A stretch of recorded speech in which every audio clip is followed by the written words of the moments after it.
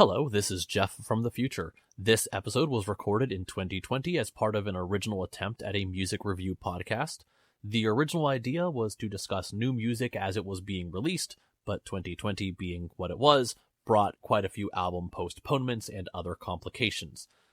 So this series continued through 2020 and into 2021. We are now here in 2022 at the time I am recording this. So what you are about to listen to is not the Sound Judgment podcast, but an early iteration.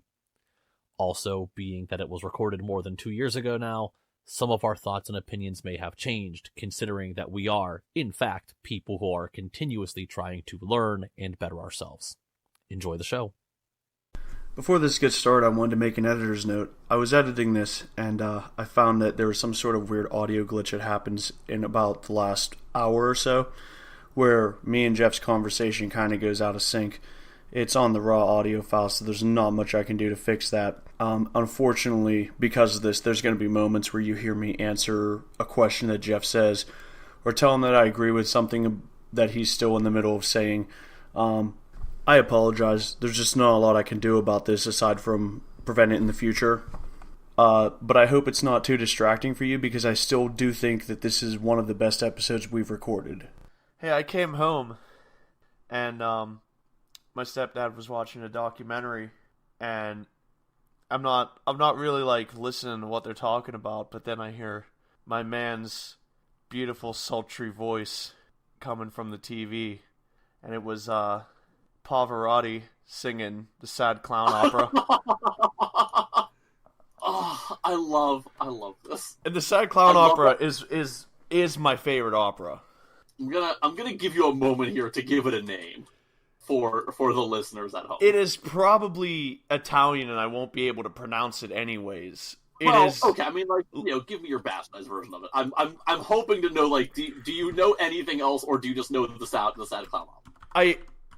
Quite frankly, I always forget the Sad Clown Opera exists because I never particularly liked it. Well, I actually really do like it, and it's like he was in full clown regalia when he did it. Like it was legit. Yeah, no, it is very legitimately an opera about a sad clown, and I know exactly what it is. I just love the fact that that he was watching a performance of in full get up. Well, yeah, it was a documentary, and they were showing a clip of it, but I recognized that song anywhere. Pagliacci is the name, right? Did I do that? Yeah. Did I do good? I mean, it's as good as I think any normal non-Italian speaking person's gonna get. I'm not gonna try and correct you because I'm sure I'm probably off too, so it's good enough. I don't know. I know that's the name of the opera. I don't know the specific song in the opera. Is that? That's I don't know. Vesti le Gueba. I'm actually not sure how to pronounce that word, but yes, that would be it. Okay, see, y'all got to hear me sound like a fucking idiot. Lipa? I have no clue. I'm not really sure. Anyway, it doesn't really matter. We're not here to talk about Pavarotti. It looks like some sort of weird, fucked up Teletubby name. Hi, I'm Chris. And I'm Jeff, and this is the New Music Challenge podcast. Every week, we're going to challenge each other to listen to some new albums from this year. But not just any new releases. We're trying to take each other out of our comfort zones as much as we can. So whether you want to hear a metalhead discuss the newest pop release, or a pretentious wannabe blues musician review the hardest new metal album, this is the show for you. Oh my god, we're not here to talk about Pavarotti. Braxton Cook, Fire Sign. We're here to talk about Braxton Cook. Lady, let me take your hand and take you to Untitled lands. In the day we don't say it out, but in the moonlight you holler out. Baby, let me give you everything you want and need. So for the record, as I know I totally listened to this after I had only listened to one or two tracks. And now, as I was writing my notes then when we decided we're going to listen to this, I realized I don't even remember where this came from.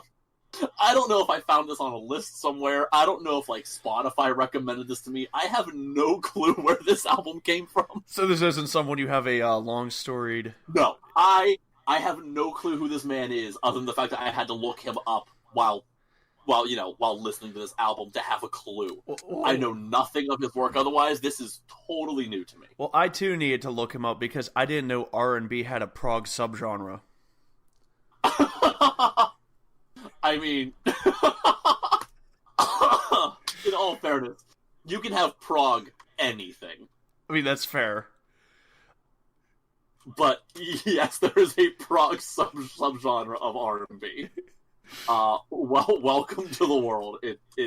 There's some weird crap. I just woke up this morning and there was a prog subgenre of R&B, and I don't know. I think I'm in the wrong timeline now. No, you're in the perfect timeline, because when else could you have had prog R&B? Because for the most part, all these prog subgenres haven't existed for very long. That's fair. So the opening track is Moonchild, and I've already made the Iron Maiden Moonchild joke when we were discussing Jim McGillicuddy. What? He's Irish, and they're all named James and McGillicuddy. I have no clue what you're talking about. As an half Irishman, I can say that. I have no idea what you're talking about right now. Gallagher.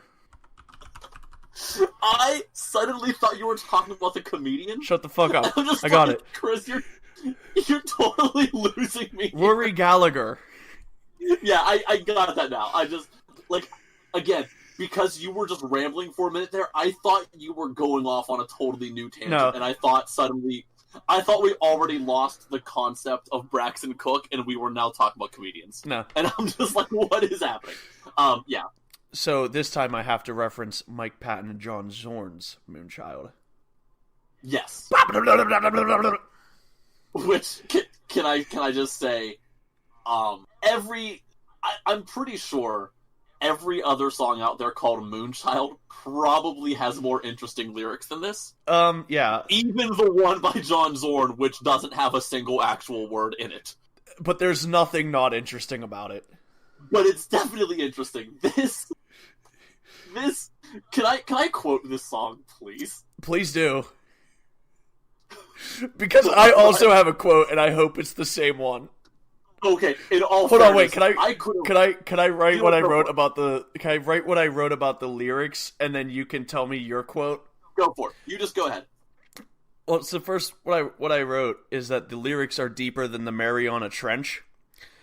I'm pretty sure that's known for being deep, but I put as much effort into this reference as was put into the lines.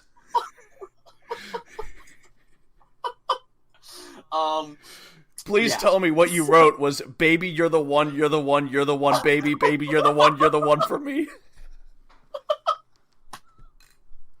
That's part of it. That's one of the ones I wrote. Okay. Hit me with the other one. So actually here, I'm gonna say this. There is, and I forget what it's called. I meant to look this up, but I totally forgot. There is a technique that people use when writing poetry and writing lyrics, where you essentially give yourself a word bank. Mm-hmm. You sit down and you write a bunch of words that all rhyme. Some people put them in categories. I've seen pictures of people's lyric ideas where they have a box of near rhymes. Well, this is more of a word thimble.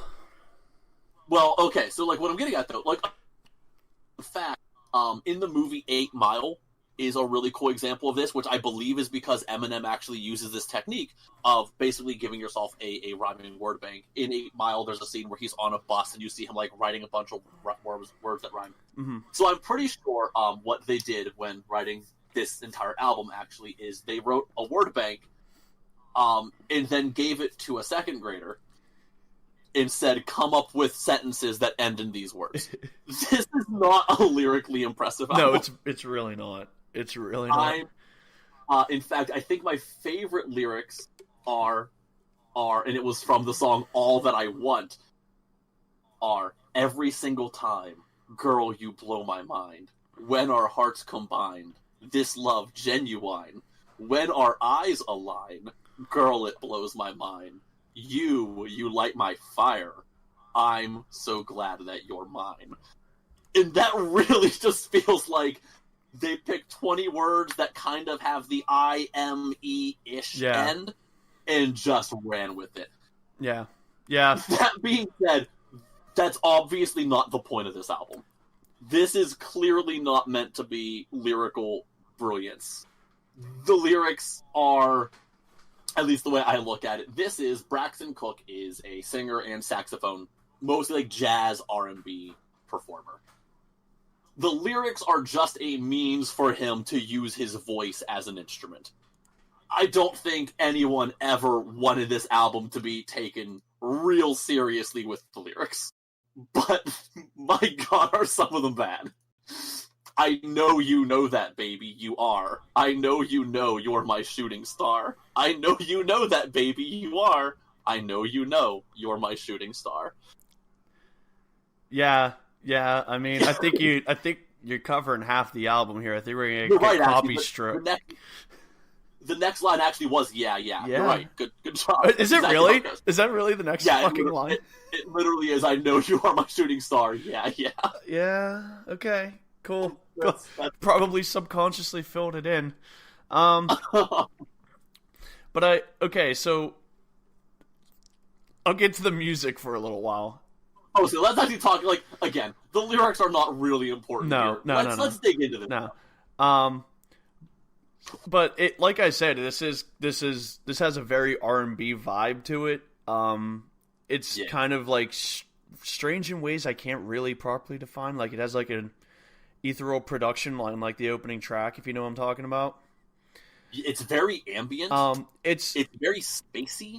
It sounds like someone is playing an R&B song, but with a jazz band jamming in the next room. That's almost exactly what it is. It's like you got your fuck music going, but your roommate is in the other room playing Charlie Parker. Yeah.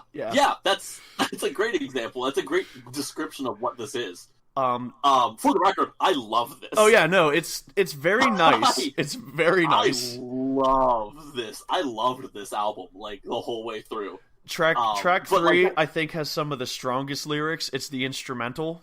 I literally have that same note. In fact, it's one of 2 instrumentals. Did you notice that 3. Shooting Star Isn't it Reprise? 3? Oh, it is a 3. I think it does have 3. But either way, Shooting Star Reprise is the last track. It's just an instrumental version of the song Shooting Star. Yeah. But it's the instrumental version, and it's so good. Yeah. It's so much better than the one with lyrics. Yeah. I actually wrote down, yeah, you're right. The 3 instrumental tracks are my favorite tracks on here, Virgo being the other one. So there's Aries, Virgo, and Shooting Star Reprise being instrumental tracks. And they are phenomenal. Yeah, Aries is... It's good. It's one of those things that I could see being a little... do I want to say discordant for some people? Describe what you mean. It's just one of those things where it does some of that jazz stuff that I'm not sure is going to be right to everyone's ear. Do you know what I mean? I'm going to call it freeform jazz, and you can correct that, and it can be like when I get irritated because people who don't listen to metal just call everything I listen to screamo. And I'm like, you just called 2 different bands screamo, and one was Iron Maiden, one was Bloodbath. People know it. I mean, I'm not going to get all high horsey here because I know exactly what you're referring to, and I think anyone else does. Yeah. Anyone who's ever listened to any jazz outside of Kenny G, you know you are going to hear an instrumental soloist of some sort, and you're going to hear notes that just don't sound like they fit. Mm-hmm. A lot of people in jazz will call them there's a joke that's there are no wrong notes in jazz. Yeah. So this is definitely musically a jazz album. Mm-hmm. Virgo, again, is my favorite track on here, and I'm going to assume it is primarily solo guitar driven. I am going to assume that people who aren't into this kind of thing are just going to think it sounds annoying. Yeah, but it's very strange I can completely respect that. It's very strange to me of a choice though because R&B is a very accessible genre otherwise, and so there's this very simple accessible song going on with like this crazy jazz shit going on in the background. It's very wild. Yeah. It's I like it. It's just this is not going to be for everyone. No, this is not. But I do think this wouldn't be a bad example for someone who wants to get into modern jazz. This would I think be a good gateway. Yeah. Because it's R&B, very chill, very relaxed, and I think it's accessible enough that if you're open-minded to be like, okay, I've never listened to this before, but this might sound a little weird, this is a good step in that direction.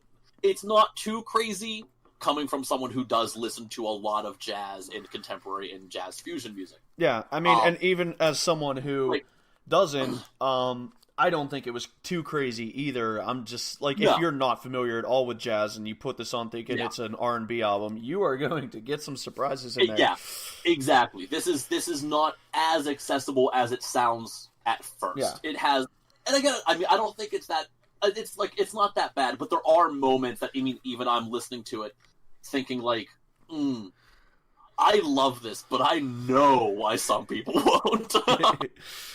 Yeah. But the world in general just needs more sax solos. Oh, yeah. Oh, absolutely. And I don't know a whole lot about this Braxton Cook. Everything I have read about him tends to list him as a saxophone player first. Yeah, I read all of his bio on his website, so I know all of that. I didn't. I've read, like, bits and pieces of different paragraphs and reviews, and almost everybody says Braxton Cook, jazz saxophonist and singer, and I'm just like, I'm getting the feeling if I dig into him more, he probably has some more straight up traditional jazz stuff in his repertoire. Well, we'll both have to look, because it honestly didn't sound like that to me, because it says on his website that his style is combining R&B and various types of jazz. So I don't know if that's, I mean, that might be his style throughout his discography, or it might be more recent. So I don't think he's very old. I didn't look to see when he was born. I've seen pictures. He's a young dude. Yeah. I did see that a handful of years ago. He did a performance with Rihanna, apparently. I didn't look up to see what he did. I think he's just definitely kind of like I think he's done a little bit of a lot of different things so far. But I think, like, his, the Braxton Cook solo project, like, I think this is his third album. I think that's this style, is this progressive R&B thing. Okay. Yeah. I am assuming he's probably done more than, or he's just credited on or has done appearances on or features on other things that I'm curious to dig through and see what he's done. My note about Virgo, which was your favorite song, right? Yeah. I wrote that it's very dependent on one hook that's a little too short and sounds like it's someone trying to start Careless Whisper but keep trying to, like, get it right.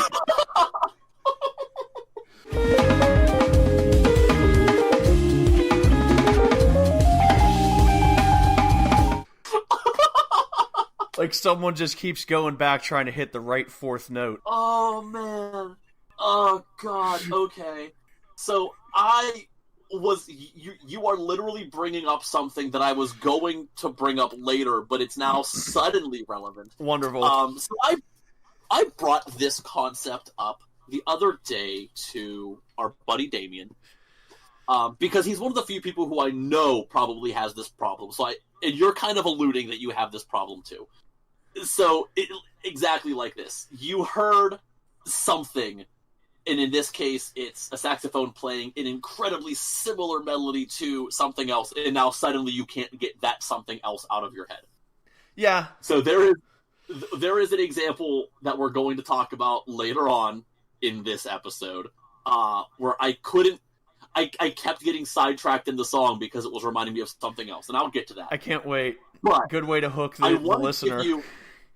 I want to give you another example real quick here, and I want to see if you do the same thing I did, because this is the one that was really bothering me the other day. From this album?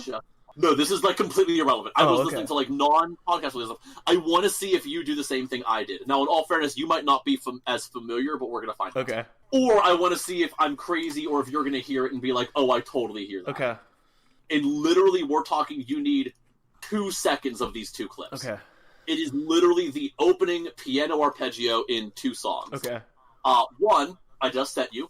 It is a song called Pillsbury Cookie Dough by comedy duo Paul and Storm. Okay.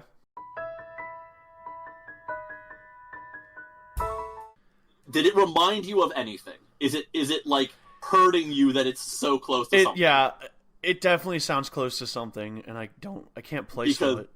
Here's what it keeps reminding me of. Please blow my mind. And you can literally only play 1 or 2 seconds of it because it's a Disney song. But it is just, everything about it is just close enough to the intro to Do You Want to Build a Snowman that I can't listen to the song by Paul and Storm without thinking of Do You Want to Build a Snowman. Okay, yeah, okay.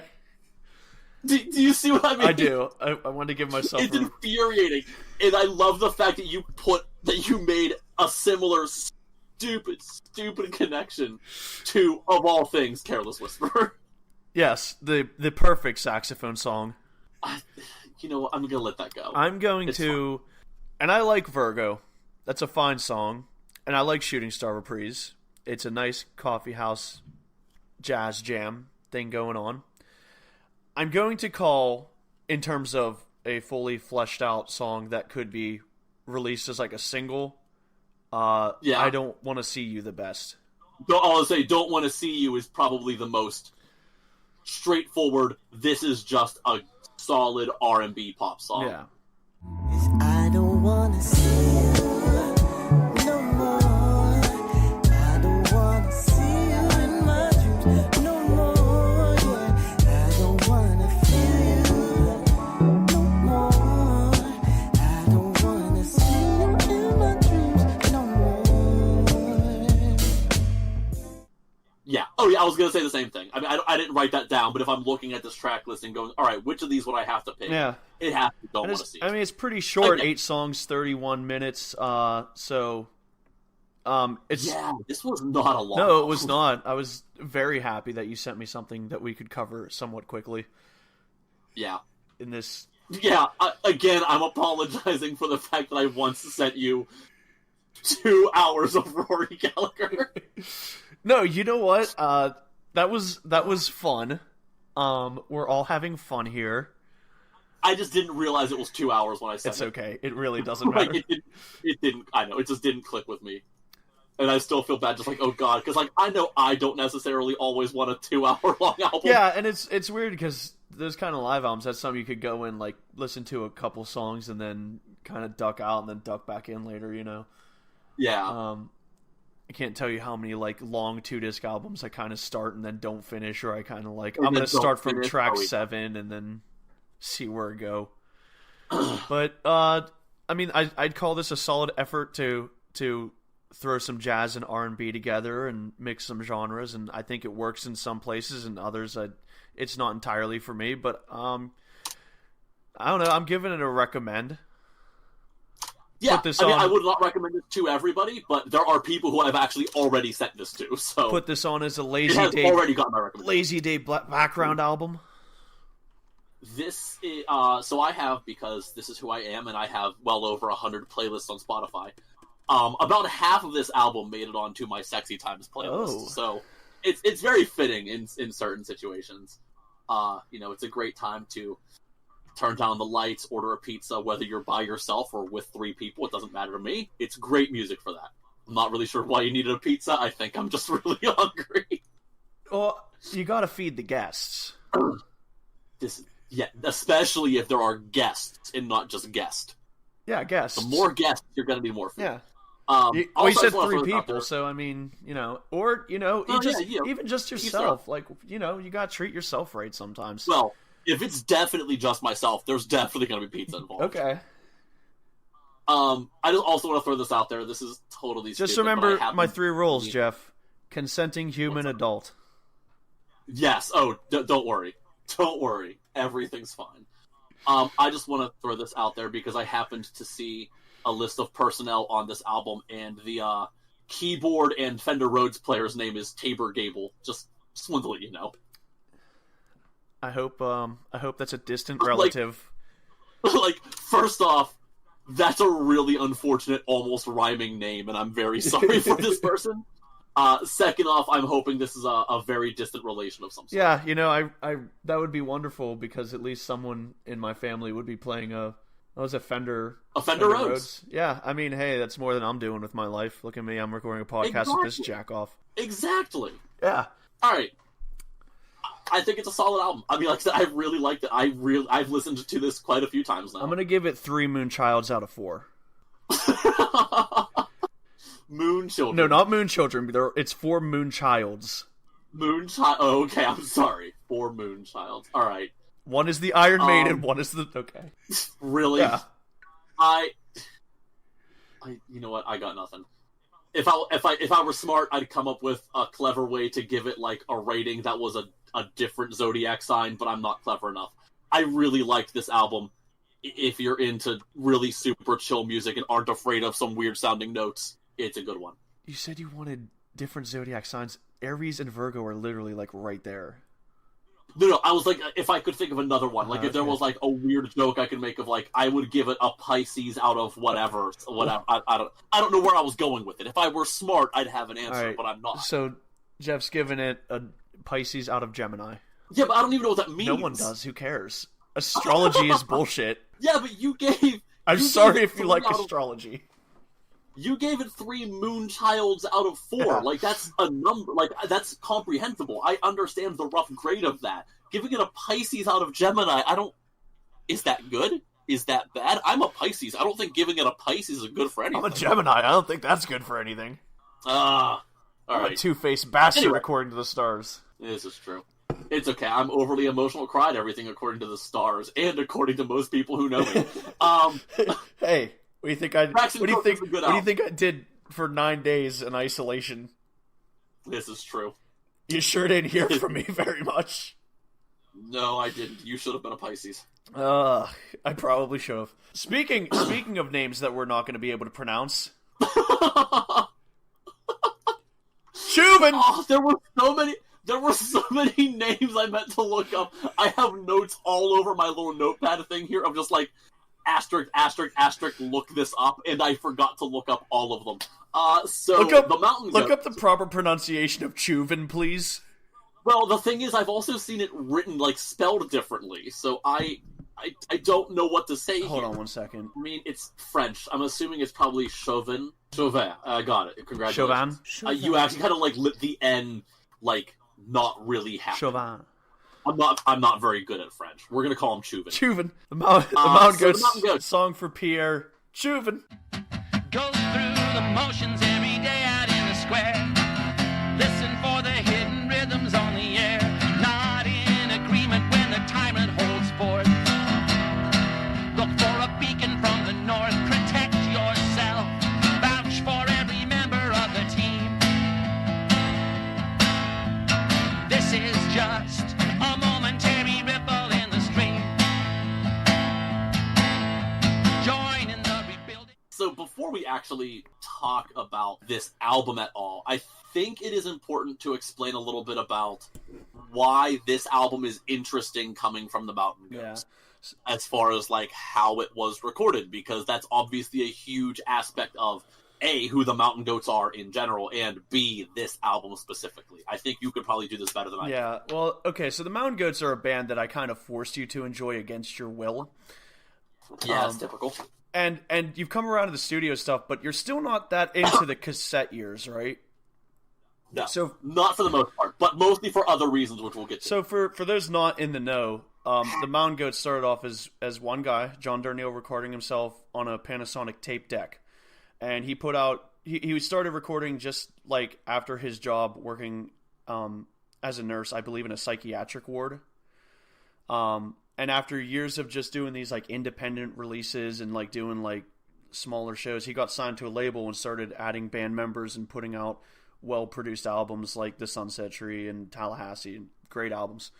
And this is sort of like a back to the roots album that he's done in isolation.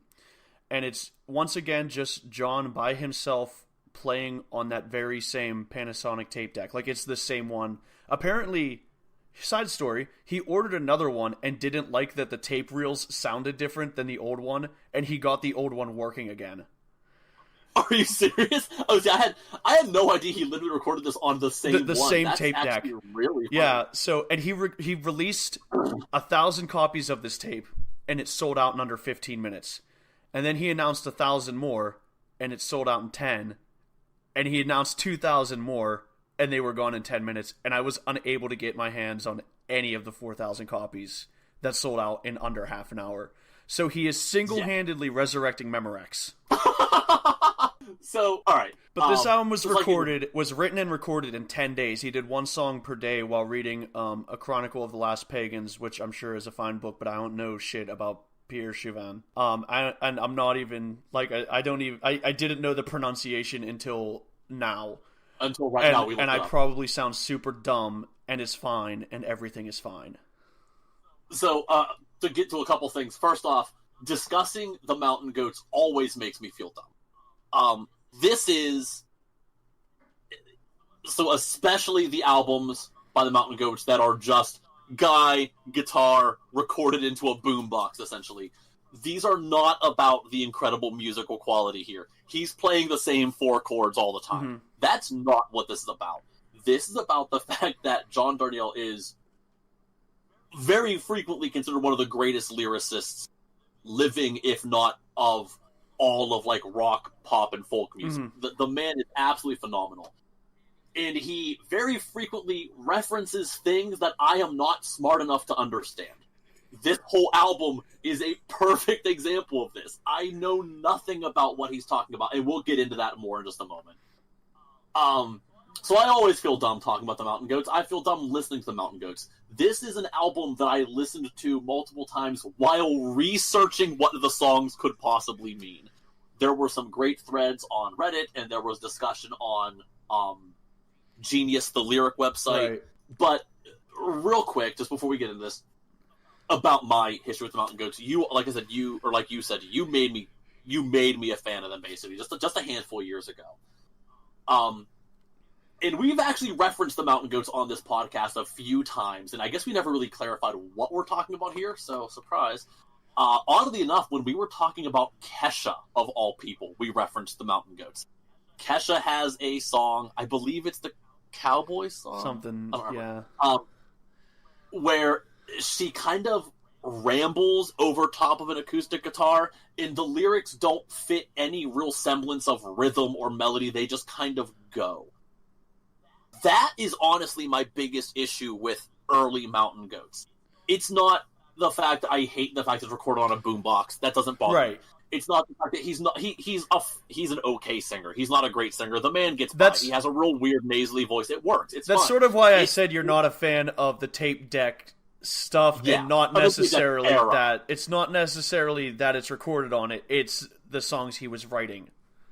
Yeah, it's the era, which I just want to clarify. Like, that's why I don't like those. So I didn't go into this album going, oh, I'm going to hate this because it's another tape deck album. Yeah. Like, I went into this knowing that I really like his lyrical style and his songwriting these days. Right.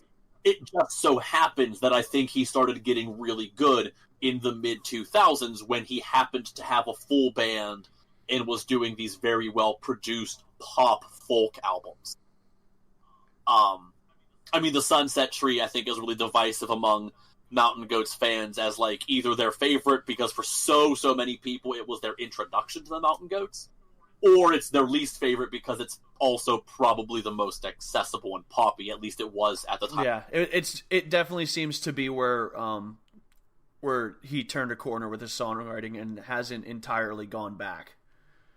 No, I mean, he has moments where he obviously worries about the words first, and if the words don't happen to fit a melody, then screw it, the melody is not important. But he's, at least the way I look at it, this is what I'm assuming happened, is he just became a better songwriter. Right. Not that his poetry was ever bad, but he became better at writing poems that fit the structure of a song better. Just from years of, he's been doing this, since the early 90s. Uh-huh. And I've even gone and said that his early stuff is closer to poetry with an acoustic guitar, whereas his more recent stuff is, songwriting more like more solid songwriting. Well, I mean, even some of his earlier songs, especially some of the fan favorites. I mean, there's one song called "Going to Georgia," which all the fans know, has lines that are literally spoken. They're not sung at all. He's strumming a chord. It is just saying the poem over top of it before breaking into like the chorus section, which is sung. Yeah. So let's get into this album now. This album mixes kind of what I think is the best of both worlds. Don't get me wrong, I love the idea of a guy who was just like sitting in his living room with a tape deck singing these songs because that's all he has available to him, which I'm imagining is probably the case when he started. Yeah. He didn't have anything else, would be my guess. So this is going back to that. It's a really cool callback to that, but his songwriting is so much more accessible. Yeah, I mean, it has sort of the raw spontaneity of the early work too, and it has that raw sound. But the songwriting is just overall much better and much more reflective of his recent stuff. And as much, I also really like that there's an energy on this album that kind of wasn't on the last three. Because as much as I like Beat the Champ and I liked Goths and I liked In League with Dragons, they were very chill. And I could have used, if you listen to that album, a few more like werewolf gimmicks. Yeah. Okay. Yeah. Absolutely. And I think so. Goths was another huge departure in style, and it's going back to the Fender Rhodes that we were just talking about, which is an electric piano that Tabor Gable up there previously played. The album Goths got either a lot of credit or again a lot of flack from some fans for not being guitar centered at all. It's primarily this electric piano album. It's really kind of. Do you remember his like 3-sentence quote from the press release? I don't, because I know I even parodied it. It was no guitars, no vocal dubbing. No comped vocals, no pitch correction, no guitars. That's it, because I know I did a cover of a song off the album Goths called Unicorn Tolerance, where I played it with just a guitar, and I layered and auto-tuned the vocals to hell and back, just to do all the things that the original album wouldn't do. And it got mixed reviews on a Mountain Goats shitposting group on Facebook. I actually completely forgot about that. That's really fun. Oh, seriously? I still have it. It's on this computer somewhere. God knows where. Maybe we gotta throw that onto the end as a piece of bonus media. Our second fucking song. After God, what was the first one called? Puff is the one. Puff was the one. Is that it? Called Puff was the one. I don't know, man. Whatever. Something about a raven in your soul. I don't know. Anyway, can we talk about this album now? It was so good. Yes, absolutely. Okay. We have been at certain points, but we're both just fucking stupid. Okay. So hold on. To put us back on track, this album by the Mountain Goats, just in case you forgot, is called Songs for Pierre Chuvin, I guess is how he would say his name. Chuvin. It is based on a book by this Pierre Chuvin called A Chronicle of the Last Pagans, which, from my understanding, is one, almost impossible to find a copy of right now, and it is not online anywhere. There is no audio or ebook version of it that anyone can seem to find. And two, it is basically, I guess, this Mr. Chuvin was, or maybe is, a scholar of ancient Greece, ancient Rome, the pagan societies, and this book is mostly about the Christians taking over and destroying and removing that lifestyle. Yeah.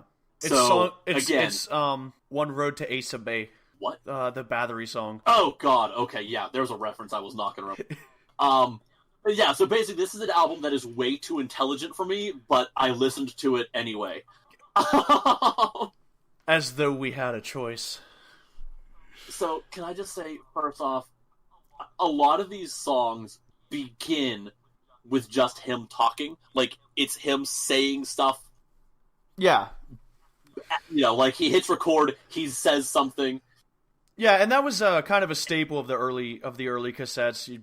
There are some that are kind of like, in jokes within the crowd that, like, I got my boots on before Golden Boy and stuff like that. This one contains the brand new classic, the 7-second gap. Just all hail the mysterious gap, which is something he says. I guess in one of these songs he tried recording it. There was a finished version of it that some reason had a 7-second gap in it, so he re-recorded it. And in his little monologue, he ends his little opening monologue with he even says all hail the mysterious gap. And that's become kind of a thing. You cannot go on Reddit without seeing a thread with this quote in it in the Mountain Goat subreddit. He has a shirt now for all hail the mysterious gap. Does he really? Yeah. Oh man. Okay. Let's get to that. Let's get to that. Is there any song in particular you want to discuss? Do you want to start somewhere in particular? No, I mean if you have a place to start, I can just go. I'll just go off.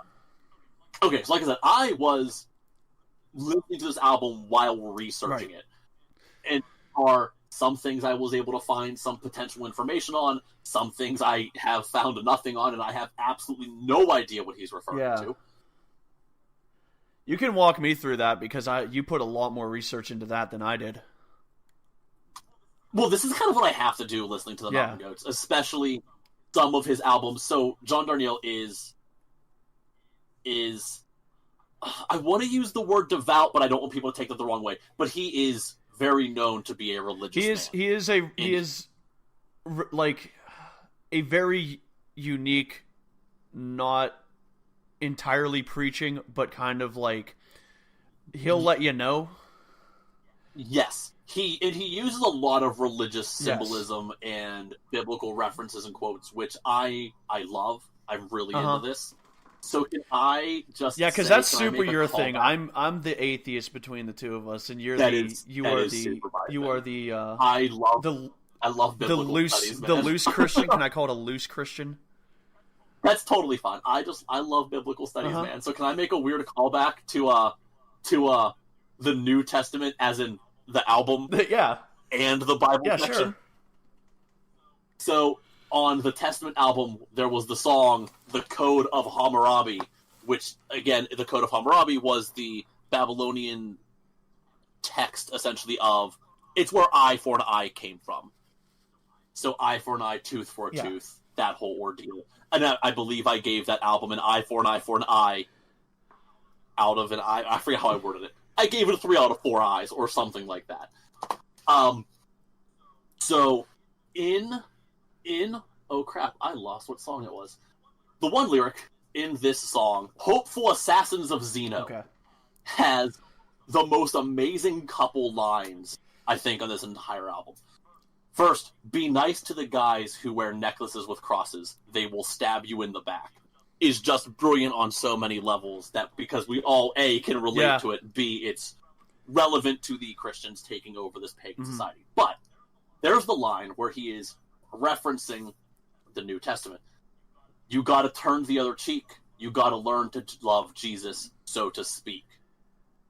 The phrase "turn the other cheek" is a biblical reference. It is from Matthew 5, verses 34 to 42, which read, "You have heard that it was said, an eye for an eye and a tooth for a tooth. But I say to you, do not resist the one who is evil. But if anyone slaps you on the right cheek, turn to him the other also." So I just was really happy that there was a nice callback to the Code of Hammurabi in a very unexpected place here. But this is the kind of thing that John does that I love, is he didn't directly quote the Bible, but he does these little goofy references here and there because he knows them. He knows it so well. I mean, he has an album that is literally, each song is just based on Bible verses. Oh yeah, Life of the World to Come. In a very roundabout way. It's not like he's just telling the story. Yeah, they are not. He's telling stories that tell the same story as the verses. Yeah, they are stories that if you look to this line of text, biblical text, that's kind of an inspiration for the song. Man, I was so happy when I saw that connection there, because I saw all of these and I pick up the biblical text but I don't think to relate them like that, because you probably don't have. I'm gonna throw this out there. I'm gonna make an assumption about you. Go ahead. You probably don't have religious texts on your phone. No, I do not. Okay, although I do. Although, do not forget that every time I go to a hotel, I always send you the story of the man going up the mountain and having a bear maul children. I mean, it is one of the best stories in the Bible. No, this is true. So, I mean, I'm not going to get all like weird and preachy. I'm not going to dig out Bible verses all the time. But John Darnielle certainly does, and I'm not going to go through all of them. But that one, because it was a nice callback to last episode, maybe. That was actually very good on your part. Can I just say, in my reading, I also found this, someone's review on Reddit. This comment just made me laugh. The song, "Their Gods Do Not Have Surgeon."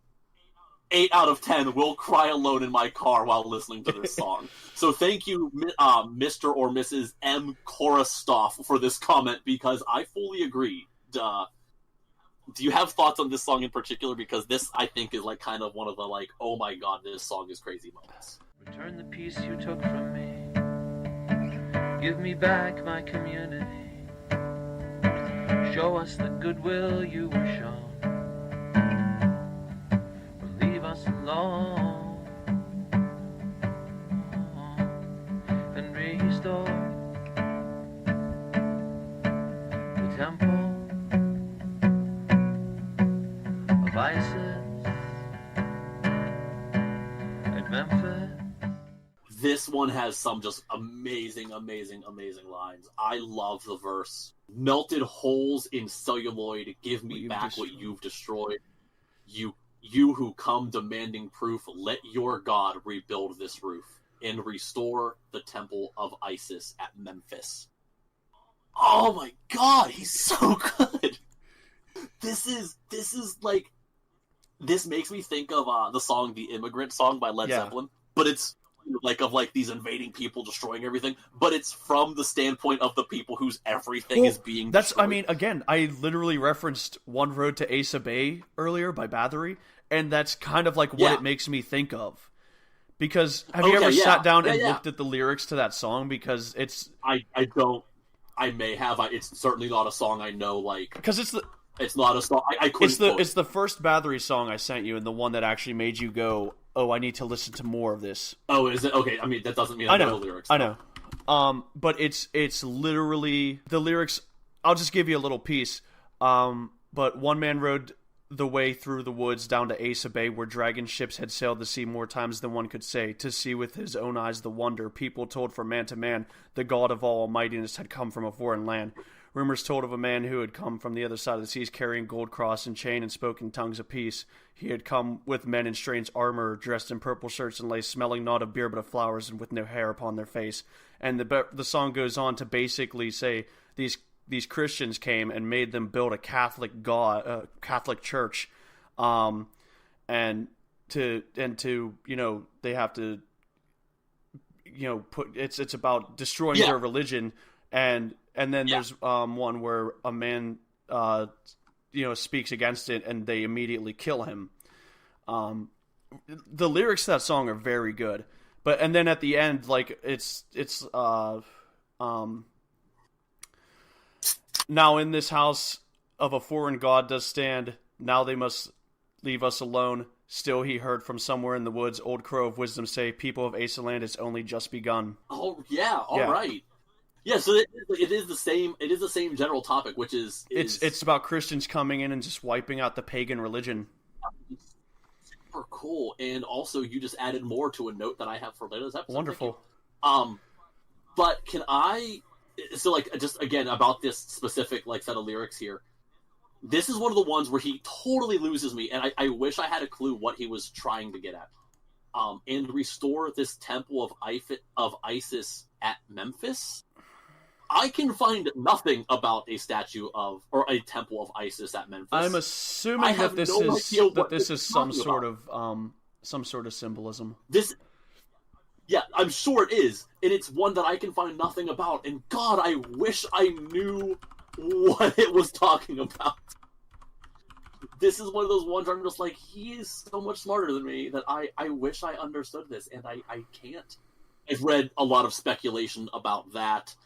I've also read a lot of speculation about the song that is literally called January 31st, 438, as in the year 438. Yes. I have no idea. I don't even know where to begin. I don't know what this is about. I've read speculation, and none of it makes sense to me anyway, because I'm not smart enough for this. That is why sometimes I just kind of try to analyze it at like the emotional. Okay, what is he trying to like? What is the emotion he's trying to evoke with this? Yes. Rather than trying to figure out what he's literally saying, because as you just said, he is both smarter than me and researching a book that I don't even think I could begin to grasp. Yeah, but can I make a really stupid, like, comment here about this song? In his little dumb opening monologue here, he says, and I quote, "Hey, I'm totally in the full heat of this one, so I haven't bothered to tune, so I'm not at 440 here. I don't know what to tell you, I'm in G. Anyway, if anybody's taking notes." And he's literally talking about his guitar going out of tune. 440 meaning 440 hertz. It's the standard tuning pitch that people use. If you have like a tuning fork, or if you use a tuning app or anything, and you hit A, the note A, you're going to get the exact pitch of 440 hertz. It just made me laugh because I kept wondering, and it's sadly not the case, if his guitar was going out of tune and he just didn't bother fixing it, if his guitar had slipped from 440A to 438A. And I was really hoping there was like an intentional little joke here that his guitar slipped just barely out of tune enough to match the year he's referencing. Sadly, that is not the case. I'm very sorry. But I want you to know that after listening to this album, I literally like came home and I had to test it.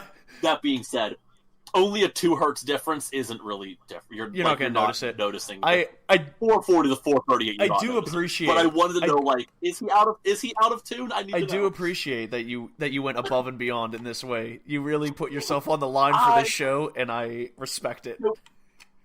Part of me really kind of wondered if it was one of those like he's being a jerk about it.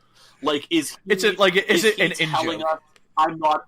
Yeah, is he telling us he's not at 440 because he actually did tune his guitar intentionally 2 hertz low? I doubt that's the case, but if I was able to prove it, that would have really made me laugh. Not that you can super tell because of the recording quality of the record anyway. But that's beside the point. It was a stupid thing that I happened to notice, that he references the exact hertz in the same one that references a year, and the numbers are so close. I love that you did that. That's good work. You're welcome. It fascinates me fascinates me the amount like the times that you'll go out of your way not to do work, and then like the dumb projects you'll give yourself. Trust me, if I'm ever asked, like, obviously I'd never say this in like a job interview, but if anyone seriously ever asked me what your biggest flaws are, my lack of ambition over important things is my number one flaw. And yet I become obsessed over, like, that. Like, this is the kind of thing that I listened to that song on my way to work one morning and then made a note to myself. It's in my calendar. I can look at it. It was last Thursday, I think. Where I then, like, put a note to myself of, like, check the tuning for 7 o'clock that night so I knew I was home. You did really well. I hate myself so much. You did fine. So... just another weird fun thing he did here, and then I will let you talk, because I have been talking like crazy. I did way too much. I like it. Please keep going. I do not do cocaine. In fact, I'm actually very tired. I've just had a lot of coffee. I'm running on a short nap and my second Monster Energy. This is true. As I say, I'm really happy. There is a song on here called "Going to Lebanon." That's actually one of the. Okay, I didn't make as many lyrical notes as you did because you're the fucking biblical scholar here, and I was sitting there like, But yeah, "Going to Lebanon" too, and Exegetic Chains. Did I say that one right? Exegetic. I forget how he says exegetic. Exegetic. I think there is a G in there. Okay, I just wrote it down wrong. Yeah. And Exegetic Chains are the two that made notes to because they're both kind of throwbacks to stuff he's done in the past. Oh, I don't know the throwback to the other one. Because explain these then, because I'm curious. So lyrically, on a handful of songs in this album, and he does it on a few, but these last two, he are kind of the bigger ones. In that Going to Lebanon 2 is both the first Going To song and sequel song he's done since the cassette. No, He'll Turn 2. But it's the first Going To song he's done since the cassette days, I believe, and one of very few sequels he's done since then, which were both really common things that he did back in the cassette days. There's Going to Georgia, Going to Lebanon, Going to Maine, and then there's just stuff like, I don't know, what are some of the numbered songs? But you know what I'm getting at. Yeah, I was going to make a reference to like him going to insert name of place here is a thing that he did for a long time, and there's a bunch of these songs that people just call the Going To songs. But I guarantee there's probably a playlist of all the Going To songs. And I think it was very interesting to call all the way back to Going to Lebanon from his first album. From his first album, which was super cool. I'm gonna let you make your point now. I just wanted to throw that out there. No, that was all I wanted to get. It was just like that was a really great throwback, like this being his first album done on like the cassette, like the tape deck, just him and a guitar in almost 20 years. I think he started.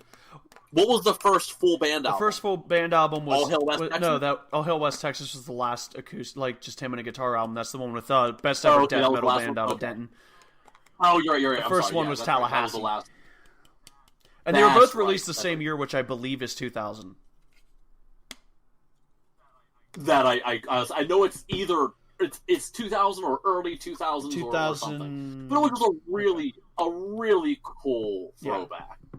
The other one, I can't believe you didn't pick this one up in Exegetic Chains. Make It Through This Year If It Kills You Alright is a throwback to this year. Oh!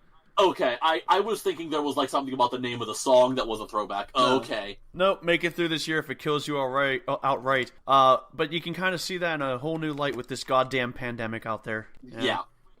Which, for anyone who doesn't know, that line is a callback to this year, one of like his... To a song of this year, which is probably one of his most popular songs in the grand scheme of things. Maybe not necessarily to fans, but there are many people who that's probably one of the few songs they've ever heard. It's one of like it's off of the Sunset Tree, which we mentioned earlier is like probably the most accessible song. If you want to listen to the Mountain Goats, that's where I think most people start, or at least should recommend to start. And it's probably like, if there were a lead single off of that album, it would definitely That's the one with the music video, so I believe it is the lead single. Oh, yeah, I mean, well, I guess it does have a music video, doesn't it? I always forget that that's even a thing. Like, it really is, like, the quote-unquote, the quintessential Mountain Goat song for newcomers.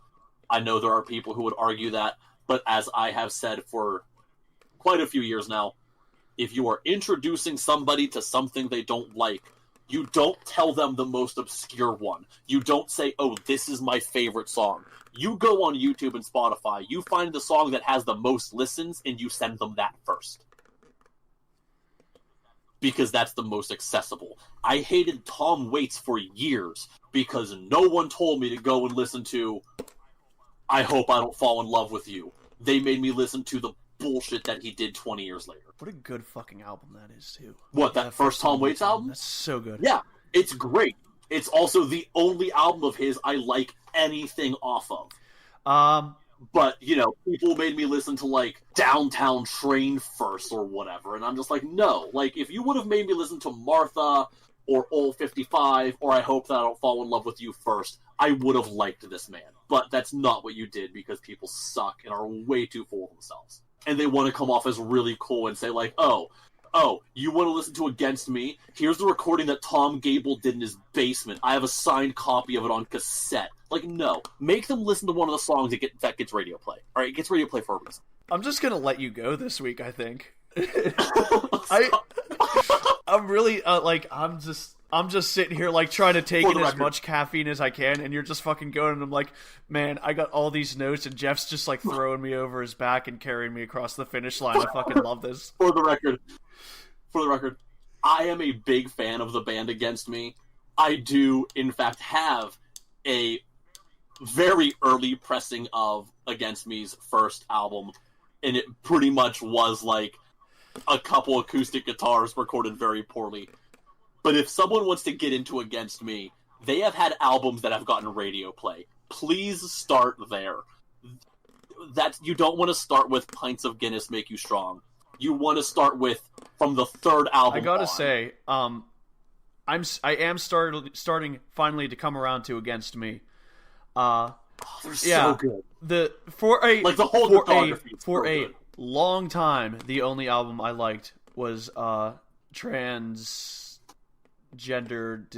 Dysphoric Dysphoria Blues. I'm trying to remember the exact phrasing because it's like you literally had it. You literally had it. Say it again.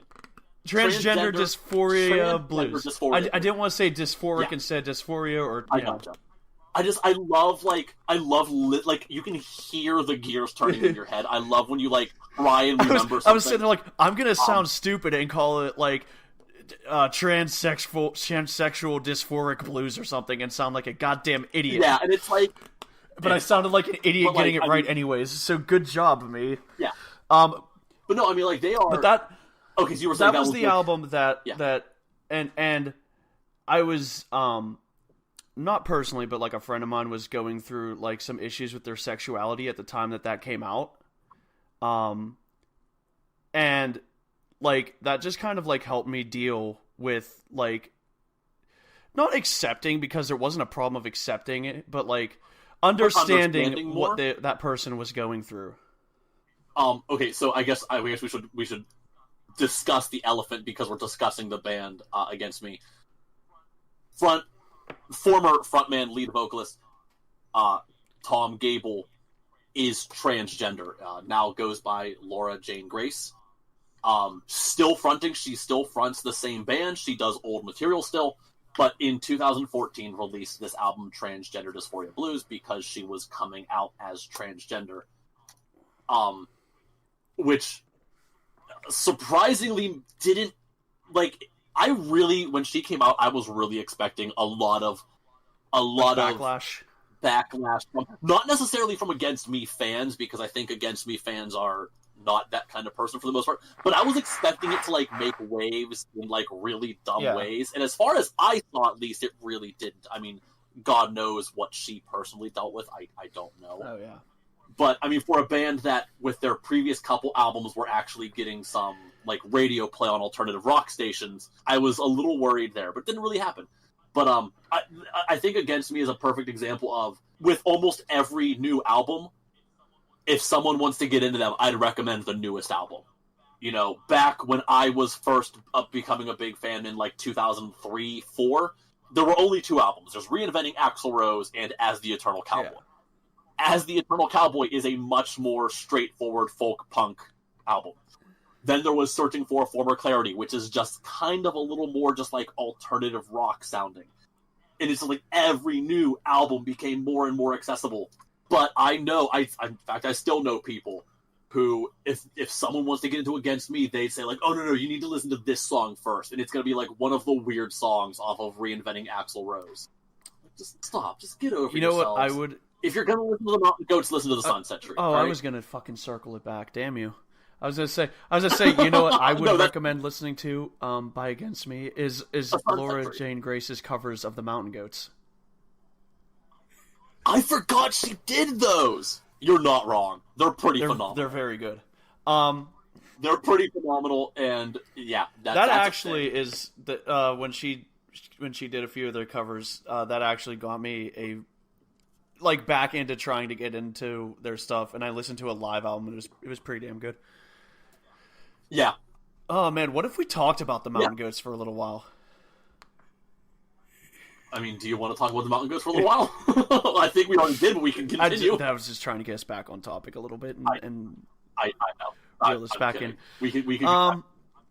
I mean, so in all fairness, I don't have a whole lot more to say about this album without getting like, oh my god, let's dissect the lyrics and trying to figure out exactly what you're referring to. We got time. Maybe we got time. Maybe we're only an hour in. It's fine.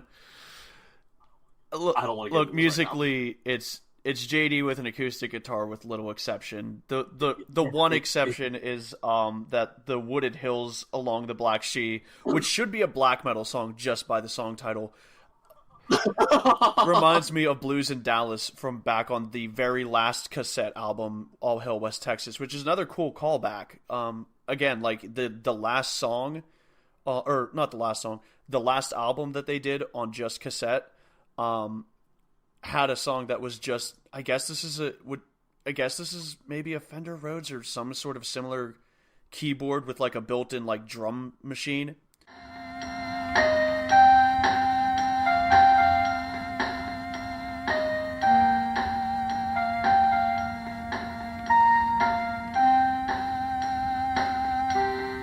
Cause no trouble, keep to our own kind, known to exist. But it sounds like it's the same keyboard with the same drum beat setting as that's the song Blues in Dallas from All Hail West Texas. Well, if he used the same tape recorder, it would not surprise me at all if it's literally the same. Do you know the song in question? I do not. I mean, not the throwback one. I'm not sure what you're referring to. I don't know this. Give me 1 second. Sure. I mean, as I think we've discussed, I am not the biggest fan of that era of the Mountain Goat. There are a few songs that I think are exceptions. But if you listen to this and you have the Wooded Hills Along the Black Sea in your mind, I think you'll hear it. And I will wait, I will wait, I will wait.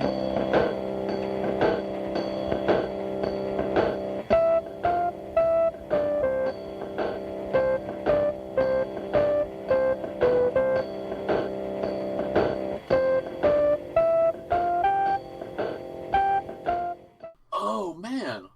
I wonder if it is. It doesn't it sound the same?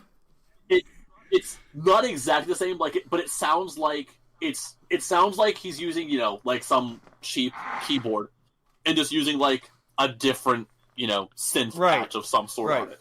Like, the one time he's using like Electric Piano 1 and this time he's using Electric Piano 2 kind of thing. But yeah, I mean, that wouldn't surprise me if it's literally the same one. But yeah, that is the only song on here that's not just a dude with a guitar.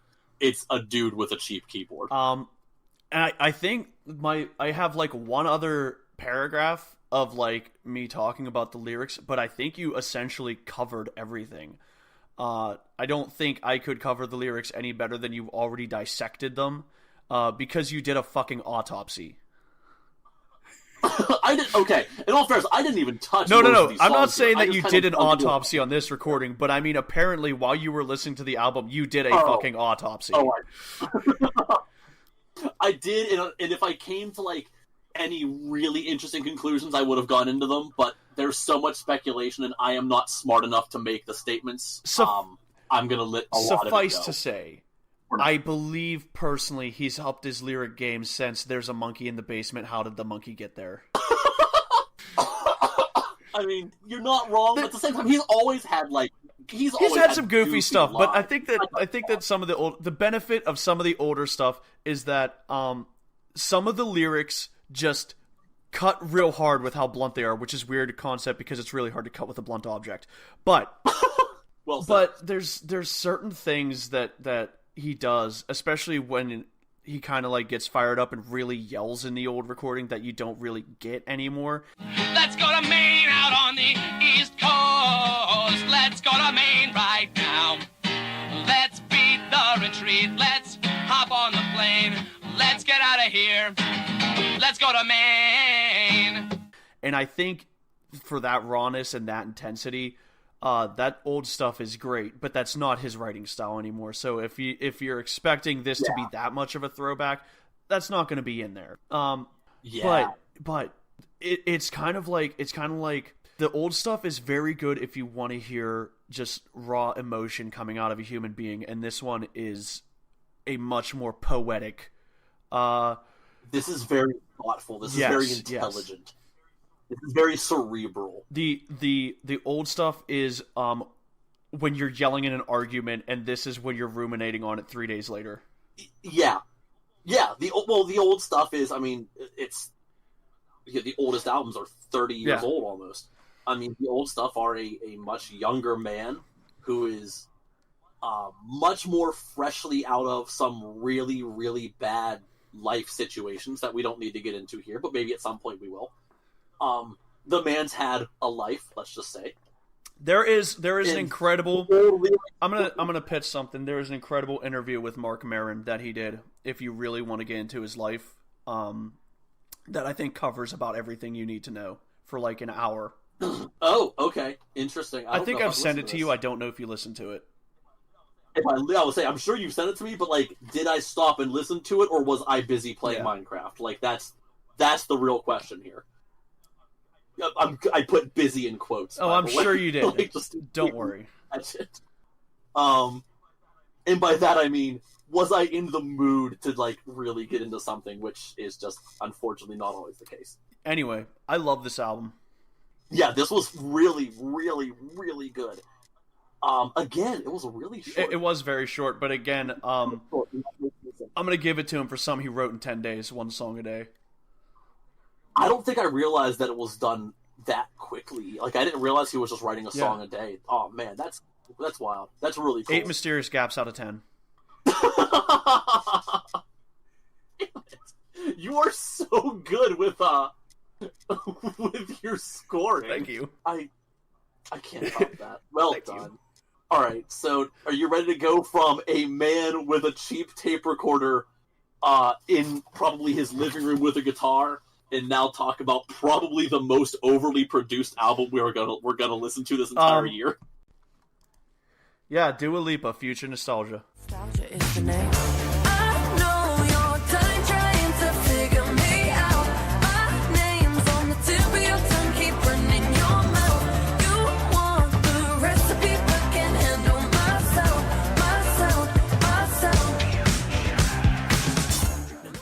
Let me start this by asking you a question. Yeah. Is Dua Lipa into suspension because she brought all these strong-ass hooks? Well said. That could have just been my review. I think I could have just stopped there, but I did write more. If you wrote for Pitchfork, like, that's really all you have to say. So, do you want to start, or do you want me to give just like an I want you to give me an overview, but that's how I felt it should start in my heart. Yeah, great. So, Dua Lipa, first off, I think she's only 24. So, like, this is only the second album from her. The first album is not something I'd really say you have to listen to. It's definitely a little more straight-ahead pop, with some of, like, the other influences that are much more apparent on this album. This album, this Future Nostalgia, it literally sounds like if the Daft Punk album Random Access Memories had a female singer. Like, that's what this is. This is the grooviest, funkiest, like, disco-infused pop thing. This side of LaRue. If that sounds like a good thing to you, this album is really, really incredible. If nothing else, all I could think about half the time I listened to this album was I want to be her bass Oh my player. God, the bass on this is very good. The bass on this entire album is just ridiculous. Okay. I want to point out that I was looking up the like musicians, because every song has a different like track of musicians, right? I don't think every song specifically does, but there's a lot of people on this album involved. I mean, like a lot of pop albums, there's no. But what I'm saying is that there's not. It's not a single lineup of musicians recording on every song. No, but there are, I think, some people who were on most songs. And honestly, what was kind of interesting to me was that there was actually some spillover with the Aussie album from earlier this year. They had the same producer. They both had Chad Smith from the Red Hot Chili Peppers. Yeah. Oh, I forgot Chad Smith was on the Aussie album. So actually, Andrew Watt, the guy who produced and played guitar, who I believe Aussie, has COVID, is only.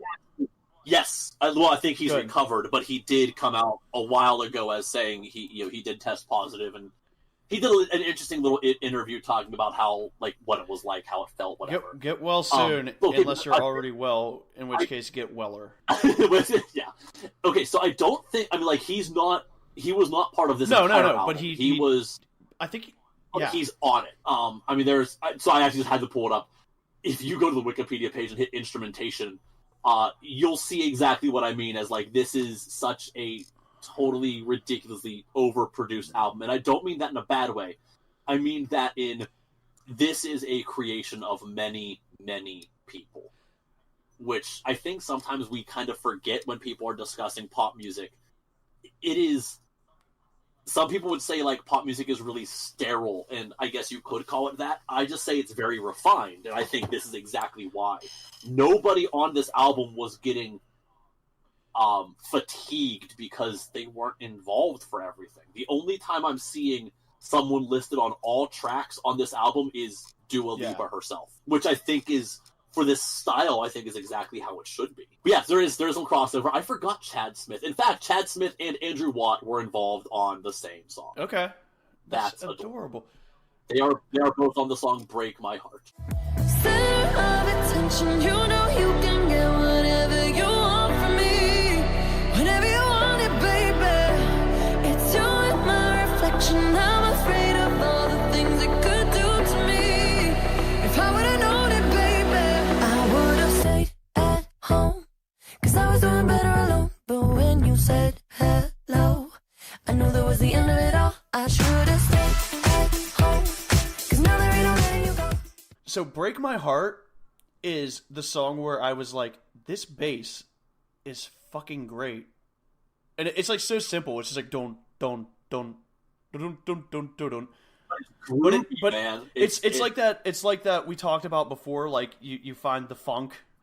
Yeah, that's exactly what it is. And so I was just digging this bass line, and I was like, who's the bassist? And I think that's the only song I couldn't find a fucking bass credit for. That's because I'm pretty sure the bassist is this Drew Jureka, who is, like, he doesn't have a Wikipedia page, and he's also the guy who played violin, viola on some tracks, and a handful. I just wasn't sure because every other, like... Oh, no, it's... Okay, even better. The bass guitar on that track is a man named Tom Barnes, who also played bass and drums on track 5. That's what he did. He's on 2 songs. No, I'm seeing. Unless, okay, no, I'm seeing. He was on track 8 and track 8 and 5. I'm talking about track 9. Oh, I'm sorry. Track 9. Yeah, track 9 is the only one that I'm not seeing a bass credit for. You know what? You're right. I am also not seeing a bass credit for it. I mean, let's see. There is also the possibility it's just a synthesized bass. I want to throw that out. I'll say, is there who did, like... I don't see... I see almost no one credited for track 9. Yeah, I mean, it might just be... I am going to assume... I may be wrong. I'm going to assume that is just entirely a production thing. I am going to assume Andrew Watt probably did it in some manner and is just not credited. Or when he's credited as guitar, they're including that as well. I couldn't tell you. But no, I mean, this whole album is just, like, super groovy and funky, and it's probably the second grooviest album we're going to listen to this entire year. Only because we happened to already listen to Tower of Power, and I don't really know how much you can... I don't think you can get groovier than that. Unless you listen to... Unless Parliament Funkadelic comes out with a new album, I don't think we're Or unless you listen to the Sonic Adventure 2 soundtrack, evidently. Well, that... Okay, I think this year. We're not... That's not... Well, you never know if a new Sonic OST is coming out. Very true. But okay. Do you have anything that you want to delve into first? I just want to make, like, a couple of just, like, overarching comments here. So, obviously, the name of the album is Future Nostalgia, which I think is... It's one of those statements that doesn't really mean anything, but it kind of gives you a certain feeling. That this album is nostalgic in weird ways. This album musically is straight out of, like, disco and funk. Like, this is so 70s, 80s. That immediately means that I probably put, like, too much thought into the album title then, because I'm sitting there like, I guess the point is that this is something that we will be nostalgic for in the future, meaning that this is like just a picture of this moment in time. And now I'm just like, oh no, I'm not saying you're wrong. Yeah, I'm not saying you're wrong. I'm just saying like it's sort of like a goofy. Using the word nostalgia, I think, just automatically makes people think of something. And I just want to point out that I love there's a bunch of But what I'm really kind of cool references in this album that I just want to cover real quick. So, first off, I think one of the ones that the most obvious is there's a song called "Physical," and it's like a disco dance. Yeah, let's pop get physical. Song. There's that really famous one by is that Olivia Newton? I believe so. The song, physical, and it's obviously a reference to that because it has the same double word physical. Mm-hmm. I get it. I also really love there is a great line in here. In the song "Don't Start Now," there's the line, "Aren't you the guy who tried to hurt me with the word goodbye? Though it took some time to survive you." And like obviously that is such an "I will survive" reference by I forgot to look this up. Is that Gloria Gaynor? Who wrote I Will Survive? I Am Survive. I will survive. Yeah, I am survive. Is that Gloria Gaynor. I gotta tell you, I didn't catch that one. That's a good catch. Ooh, I love that one. That is a good one. And this album just has like just a bunch. I'm not gonna go through all of them. This album just has a bunch of really fun like references and throwbacks to things that, let's face it, again, I think she's only 24 years old. The things that you might have actually flipped me on this one because initially my thought was like the lyrics are fine, nothing stood out to me either as offensive or as a pleasant surprise. But like now that I did notice physical and I figured that was probably a reference, but it has to be. Now that you're saying it, there probably are other references that I just haven't like put together yet because I'm not thinking on that same wavelength. Oh, I think lyrically this is a really cool album. There's a handful. I only wrote down one real note, and it's that she might be a racist vampire. I can't prove that though. What? Right, what? Follow me here.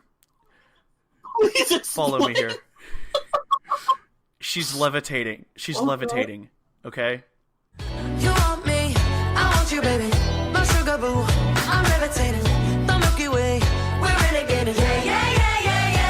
I got you, moonlight. You're my starlight. I need you all night. Come on, dance with me. I'm levitating. What levitates? Vampires and possessed people. She's got you, moonlight. You're her starlight. She needs you all night. That's because vampires need to be in their coffins by daybreak. And also, all of this is just to deflect that I really misheard the word sugar boo the first time I heard it, and it sounded like a slur.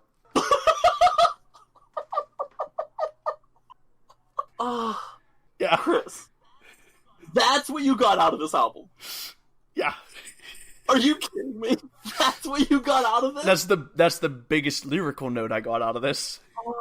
Outside of physical, which you already brought up. Okay. Alright, so I'm just going to get into just a couple lyrics. Not for any particular reason, just as a couple that I think I really, really liked. So the album literally kicks off with this first verse. You want a timeless song, I want to change the game. Like modern architecture, John Lautner coming your way. I know you like this beat, because Jeff's been doing the damn thing. So Jeff Bass, producer on this track, and I think overall for most of this album, I think he was pretty heavily involved. He's also the guy who did things like We Are Young by Fun. So, like, I love that this album is right off the bat just, like, in your face saying, this is going to be a hit, whether you like it or not. And it's just, like, it's so full of itself in that really fun, egotistical way. In that, like, empowering way. Not like Yngwie Malmsteen, like, telling God he can, like, I can play guitar better than you. This is just, like, it's fun, it's egotistical, it's empowering, and it's just really cool. I love the fact that is how this I love the fact that you just put into my head Yngwie Malmsteen's fat ass, like, out in the porch yelling into the night sky to God that he can play guitar better than him. Have you never seen the joke video where he says, I taught God how to play guitar? That's incredible. It's not real. Someone took a bunch of things he said. It was one of those, like, mixed, like, they took, like... Yeah, like, I taught, and then, like, put in God, and then, like, yeah. It's so that's incredible. Because I think there was an early YouTube video that was like a parody. It was like it was a video of one of his lessons with some guy like overdubbing vocals, and the one line was "I taught God to play guitar," and then it became kind of like a running joke on its own. And it's just like hearing it in his voice was amazing. Man, sometimes you just unleash the fucking fury. Exactly. So another lyric that I just thought was really fun is "Can't be a Rolling Stone if you live in a glass house." And this is just one of those lines that it's not like completely original. Obviously, this is based on two well-known phrases, but I like putting them together, and it's clever. It actually reminded me a lot. It's clever. It's clever in like a fun referential way, and it's a lot like how John Darnielle uses like half of a Bible verse in the middle of a line, and it's just, oh, that was so good. You took like a thing that I recognized and used it in a new context. God, I love it. It's not like lyrical brilliance, but it's fun. We have hit a middle ground with Dua Lipa where it is not the Mountain Goats, but it is certainly not Braxton Cook, who is a great musician, maybe not the best lyricist. No, it's I refer to Dua Lipa's first album as pop with a point. In fact, you actually might recognize one of her songs just because it was so all-encompassing that even people who don't listen to the radio probably got stuck hearing it. And it's just one of those, like, I bet if I sent you one or two of these songs, you'd be like, you know what, I get it. This isn't for me. This song is not written for me. But I can imagine there are people who are listening to this song going, yeah, I'm understanding. I mean, this is a very good pop album. I am not putting it as my favorite because I really like that Halsey album. You fucker. Dude, Halsey's Other queen, than that, man. This might be my favorite pop album you've sent me. It's so good. Poppy excluded. Can I get into one Please. more lyric here? This is 50% your show. I have one more lyric here that I really want to cover because this is just incredible. It's from the song Good in Bed, which is also the only explicit song on the album.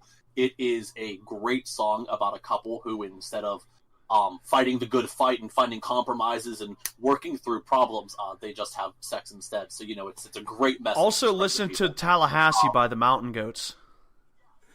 Yeah, it's great. It's perfect about healthy relationships and problem solving. So it has a great opening line, first off. Yeah, let's get to the point here. You love to disappoint me, don't you? Which I actually just kind of really like. Again, I'm going to go back to my whole, that sounds like a MySpace header. That's like the kind of thing that like some angry teenage girl would put like as her away message when she's mad at her boyfriend.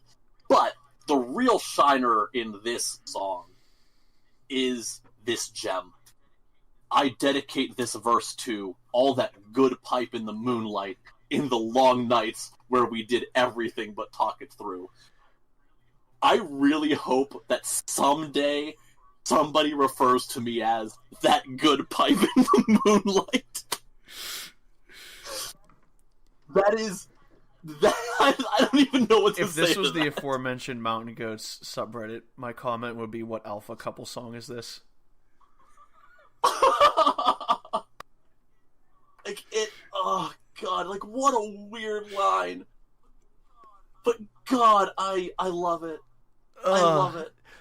Alright, I'll let you talk for a minute, okay, so I did like the lyrics. I didn't have as many notes as you did.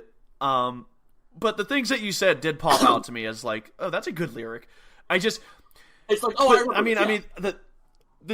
the bigger thing is that like there was a bar set with Halsey and some of the stuff on Kesha that I don't think this quite hit. But this is way better than LaRue. As in, I would listen to this album again willingly. I kind of figured.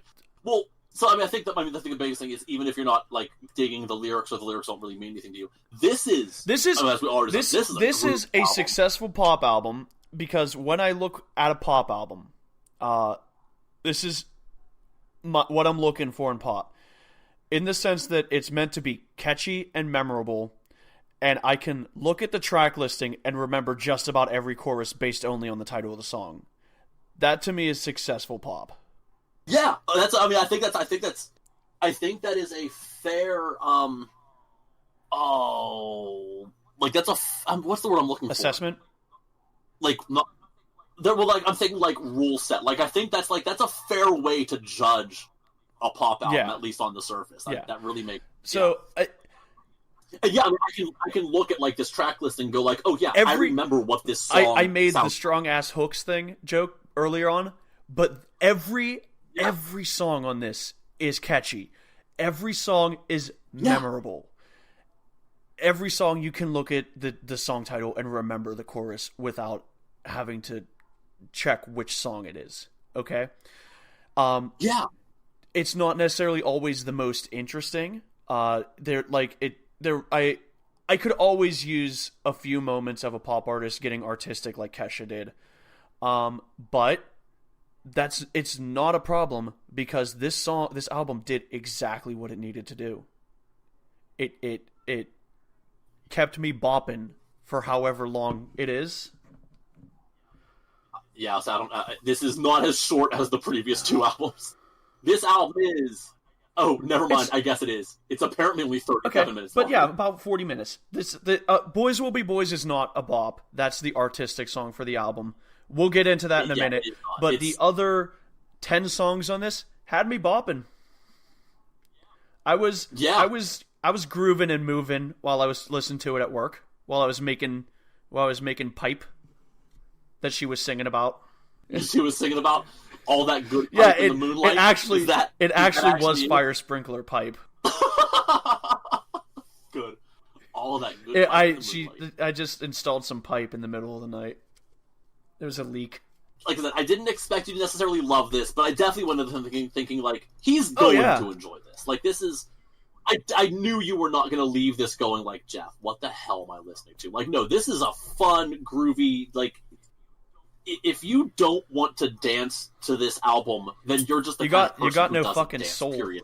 Oh, yeah. Oh, this album has soul. This album has a lot of soul. But if you're not dancing to it, you ain't got no soul. Because the racist vampire some took people it. Ain't got no soul. I was just gonna say, what was your vampire statement? There you go. Do you have anything you want to say about Boys Will Be Boys? It's boring. I mean, I'm gonna let you do. You, and I'll see if I have follow-up. I mean, I don't have a whole. I don't have a whole lot for it. My initial. I don't have a whole lot for it. I don't know if boring is the exact word. It certainly was one way to close the album. It's certainly not as entertaining as the rest of the album. Yeah, I get what you mean. Like, it is definitely the weird artistic one. It has like goofy sections. It's of this album, it's the one that does the absolute least for me.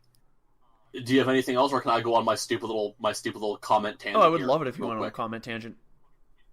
Okay, it's not really like a tangent, but this is going back to, remember how we were talking, I made you listen to Pillsbury Cookie Dough, and how it reminds me of Do You Want to Build a Snowman? And you referenced, I forget what song it was, that sounds way too much like Careless Whisper.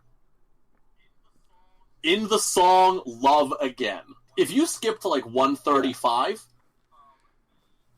the strings in the background, I want you to listen to a few seconds of that and tell me if it reminds you of something. So Love Again, around 135, listen to the strings in the background. Oh, goddamn, you got me in love again. You got me in love again. You got me in love again. You got me in love again. Okay, I remember when I was listening to that dun dun dun dun dun dun dun.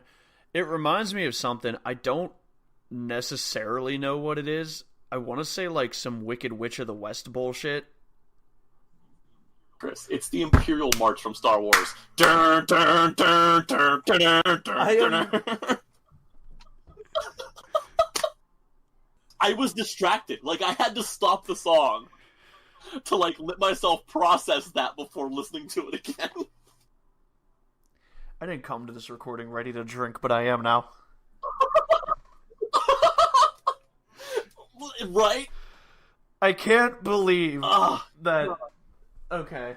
All right. Yeah, you're right. You're right. I remember listening to. Yeah, I remember listening to it and thinking like, this sounds like some sort of like. This sounds like something. This sounds like something. And I had even like it being a villain song in my head. No, this is the Imperial March, isn't it? Yeah. Or if not exactly, it's very close.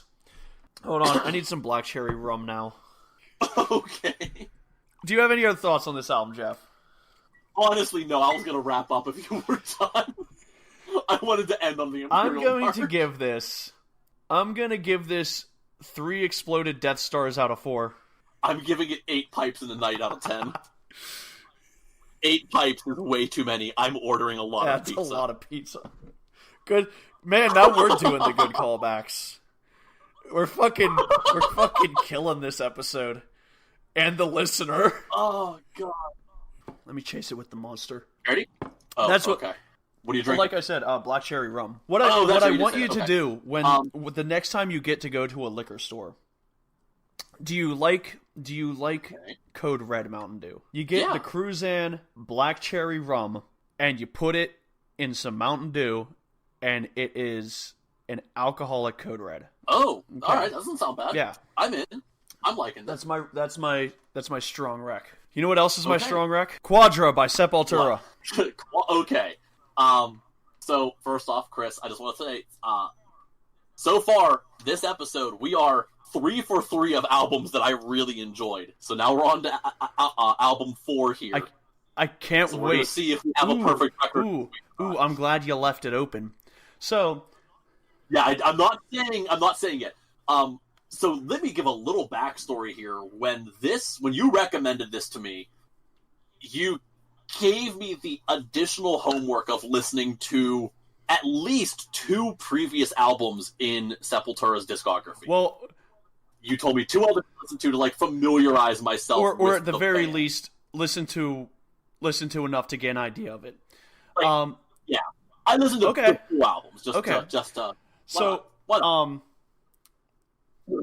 This is an album that I briefly mentioned in a wrap-up of an earlier episode, and as we were running out of albums, I decided this is something I want to come back to and see how you feel about it. But I asked you to do a little bit of extra work with Sepultura because this band has a lot of history behind it that I think kind of raises some interesting questions about what does a band name symbolize. I think there's some we kind of had a discussion with that a little bit, like with the Mountain Goats, like how it started off as a solo project, became a band, and now this new album was sort of a solo thing. But there's no animosity. That's just he just put out this album. But Sepultura. In fact, real quick, I want to say, from what I understand, he put out that album knowing that the band is out of work, and I believe the money's kind of being split. Like it's to bring in some income for the band. So. Which is super cool. Yeah. So Sepultura is a Brazilian band, and it was started by 2 brothers, Max and Igor Cavalera, and they're actually kind of interesting. They were the sons of a diplomat who died of a heart attack, and they went from well-to-do to poverty fairly quickly, and they went on to form Sepultura after hearing Black Sabbath's 4 album. And I suggested that you listen to their 3rd album, Beneath the Remains. It's fairly indicative of their early work. And Best of All was remastered this year, so it's almost relevant. Like, we could talk about that a little bit if you feel like it. But then I also asked you to listen to a little bit of the album Roots, which is the last album with Max Cavalera before he split to form Soulfly, which I think is significant because between those 2 albums, they changed a lot. Yeah, I would say, so I know... No, I did not do a ton of research because I figured this is kind of your thing as to all of the issues with the band. I know there are issues. I'm vaguely aware of some of them, but I figured that you explain things better. I'm gonna get right into that. But but I thought it was significant where he took the band because he took this like kind of thrashy death metal band, and then he put out an album that was a little bit more groovy, and that was actually their first fairly successful album. That album went gold. And then he put out the album Roots, which also went gold and was kind of like a mixture between Pantera and Korn, but also had like these sort of like this album that explored their Brazilian roots, or these sounds that explored their Brazilian roots. It has like some Brazilian folk stuff. After Roots, like rhythm-wise, there's some real interesting and stuff. Mike Patton's on it. Yeah, Mike Patton's on it. Wait, really? I totally missed. I didn't. So after Roots, Max left the band, and there was kind of a feud because his brother was still in the band, Igor, up until 2006. And then after he left the band, Max's criticism kind of doubled down even harsher. And he's frequently questioned why the band is still using the band's name in music, citing that there are no founding members in the band, which is true enough. The initial lineup was Cavalera and a group of people who are kind of irrelevant. They didn't make it to the first album. And their current bassist is the only one that's been there since the first album. And he was never a major writer.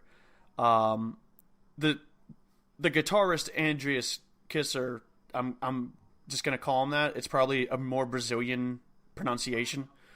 Don't even get me started on Portuguese. But he's been in the band since the second album, and he's probably the secondary writer for the first four, like the second, third, and fourth album. But once it started moving into groove with Chaos AD and Roots, Max basically took over all of the writing. And so by rights, he is the founder, the lead songwriter, and the band currently has no founding members, and only the bassist has been in the band since the first album. But this is musically a return to that early sound, which is actually less successful than Roots. They've moved away from that nu metal sound into a more death metal style of their early albums. Yeah. So I thought it was interesting. Like, what is Sepultura? Like, do you think that this is they should be touring under this name? Does it matter?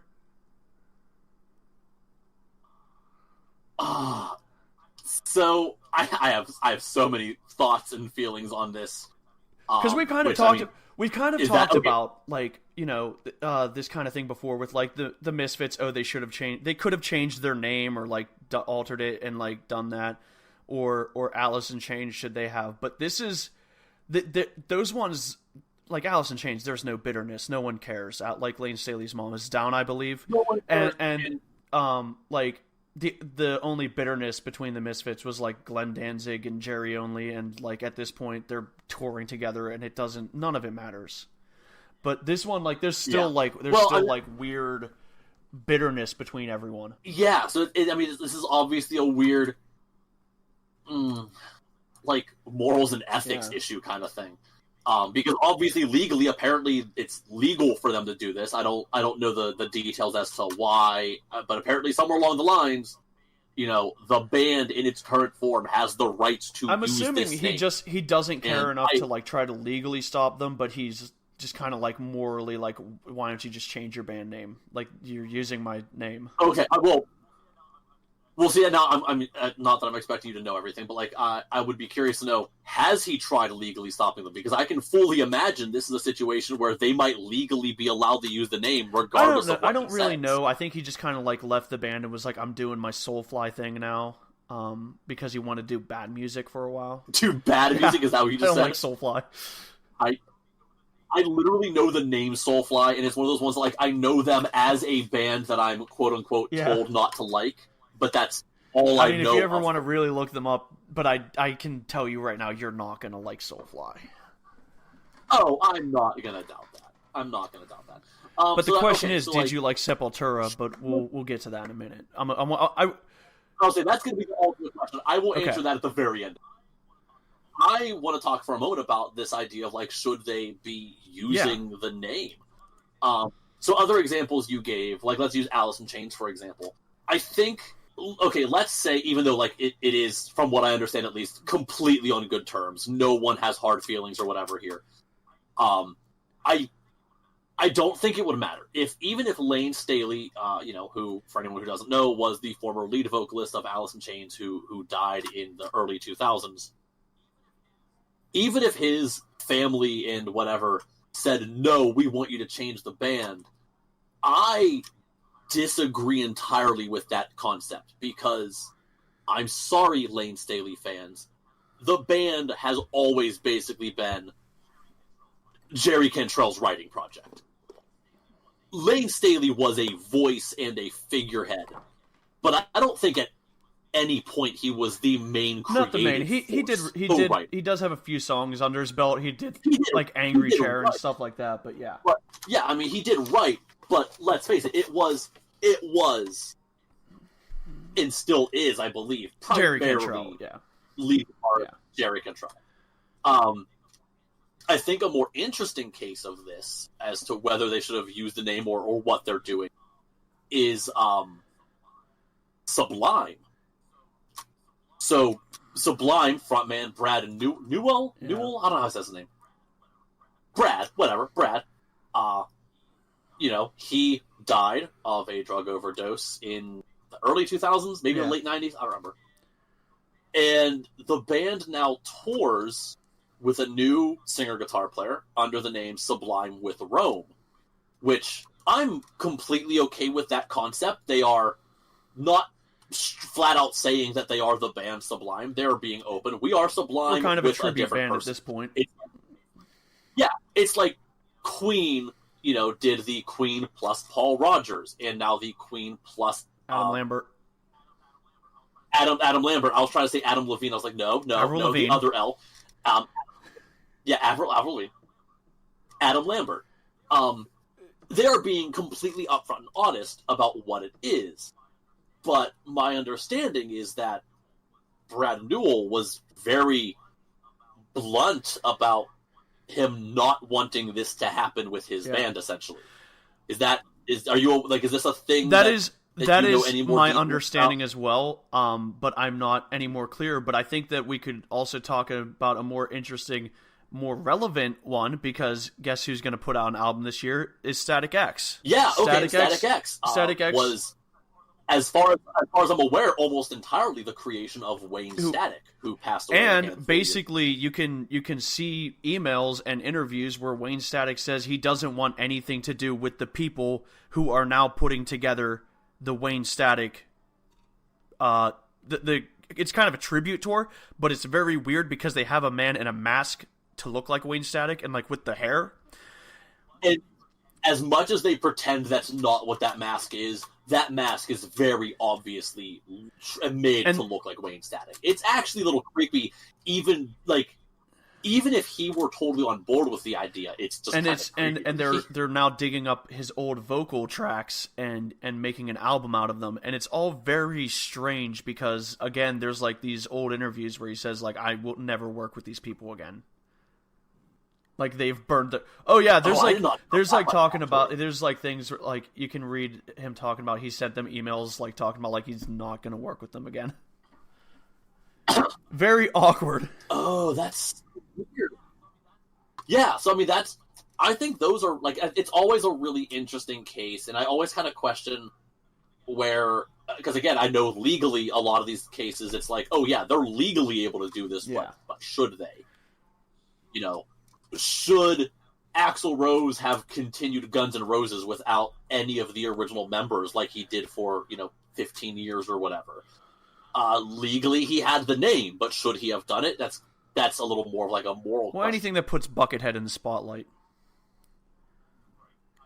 Right. I mean, I'll take it. I love Buckethead. In this specific case about Sepultura, to me it just seems... I don't know what they're gaining out of it. I mean, I guess they have the name recognition, but could they not have gotten the name recognition by being, oh yeah, this is the band that formed out of the ashes of Sepultura? Like, surely that is enough name recognition. Yeah, and I can also, I can see that argument too. Let's face it, Audioslave was, when they came out, the band that consisted of the dudes from Rage Against the Machine with Chris Cornell singing. They didn't need to pretend to be either band.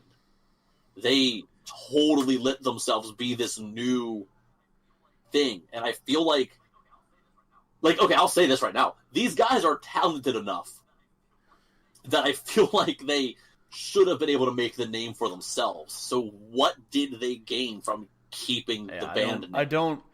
I don't really know. It's a weird topic, and I don't know that I even necessarily have an answer. I just kind of want to pick your brain about it. Oh yeah, I get it. It is an interesting thing that I did think a little bit about, because you did tell me, again, you told me enough that I knew that, like, okay, there's some animosity here, there's some problems here. This isn't it's not a clean break. When the lead songwriter of a band leaves, I'm always a little weird about the band continuing, because in some cases that just means the new version of the band is gonna be awful, because in some of these cases they and I mean, we've discussed the Michael Graves era Misfits, and in some ways I actually almost prefer them, but I could also see an argument that they should have changed their name. Yeah, I mean, I'm not gonna lie, I think they are different enough of a band that I think they would have had no problem saying, like, oh yeah, this is the guys from the Misfits and a new singer. I don't think that really would have hurt them a ton. I mean, let's face it, the Misfits were never a band that, like, they were never the biggest band in the world. They weren't making. I want to say though. Anyway. I want to say that with the Misfits, it was kind of a case of striking while the iron was hot, because like it had only been I think they started getting some recognition with the Metallica covers, and then Guns N' Roses had just recently done a cover as well when they reformed. Oh, okay. That I was unaware of the timing of that. Because I think they reformed in '94 or '95. I want to say the Metallica covers were in like '87, and then because they were right after the death of Cliff Burton, they were kind of like Jason Newsted's introduction to the band, if I remember correctly. So it was right before Injustice for All. Yeah. And then the Guns N' Roses covered Attitude on the Spaghetti Incident, which I want to say was like '94. Okay. That sounds right. I mean, a lot of the Misfits following that was formed not from like them touring the underground, was kind of formed from Cliff Burton always wearing the Misfits shirt in the early days of Metallica. From what I'm, Oh, interest. There was. I'm sure there was definitely like a certain fan base involved there. It was another way to find them as a band, Yeah, well, I feel like, okay, so like to use another example, like let's look at Van Halen, and people always say like there's the Van Hagar era. I can completely understand them using the same name for multiple reasons. First off, it is literally the guitar player's last name, but second off, they were kind of on top of the world. They had a long way to drop just to change their name. They would have lost some semblance of fandom if they had been guys. I could say the same about Black Sabbath too with Dio. There was more to lose there. When you're looking at something as not that as the Misfits or in Sepultura, we're talking about a culture of people who are so into the music for more reasons than hit songs. There's nothing wrong with that, for the record, but this is definitely the culture. I mean, let's face it. Metal is a culture, also, like, not just the music. It is a worldwide. The biggest reason I can figure. I'm sorry. Go ahead. Found them. I was good. Like this is a group of people that would have found them just based on who was in the band. The biggest counterpoint I have for that is the year that it happened was like '98, and internet wasn't what it is today. So I could see maybe them worrying about how they would bring that fan base back into a new project, at least outside of name recognition. Because now it's like you can just go on the internet and Facebook and be like, "Hey, our new band is X." But it might have been a little bit different in '98. I mean, but then again, on the flip side, Max Cavalera had no problem building a new following with Soulfly. I'm gonna say, like, I don't buy that, because yes, the internet is so much easier to spread information now, but like, again, we're talking about a culture of people who this is the kind of thing they pay attention to. Let's face it, things like magazines were much more commonly read. In 1998, young adults who are metal fans were probably much more likely to pay attention to other forms of media to find this information. They weren't necessarily reading online forums. You were finding this through magazines. You know what? You're absolutely right. Let's quit the podcast and start a zine. Yeah, I was gonna say, in the punk scene, it definitely would have been those zines, man. It is an interesting concept here. So now my question to you, because I don't know who these people are. The two brothers that were in this band, right? Okay, so Max was the primary writer, you said? What else did he do? He was the vocalist. Okay, well, I'll say, was he the... I wasn't sure what I was listening to. Like, are the... Yeah. Okay. Just putting context to what I have been listening to here, because I listened to 3 albums to see what I'm... Igor is the drummer. Okay, I mean, that's fine. As we have made clear, my lack of being a drummer in any sense really inhibits my understanding of what I'm listening to. Right, but as I can tell you, that's really cool. Like, it means nothing to me if he's there or not. No offense to him and all. Oh, I understand. I'm saying that just as like this was the co-founder and he hung on till 2006. He stayed for about 10 years after Max left, and I think that might have been part of the reason that they were able to hold on to the significance of that name for that long, is that one of the co-founders was still in the band for another 10 years.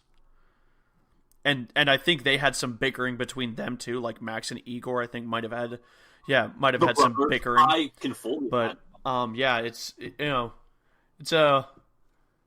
to say the least, they had a lot going on there for 10 years.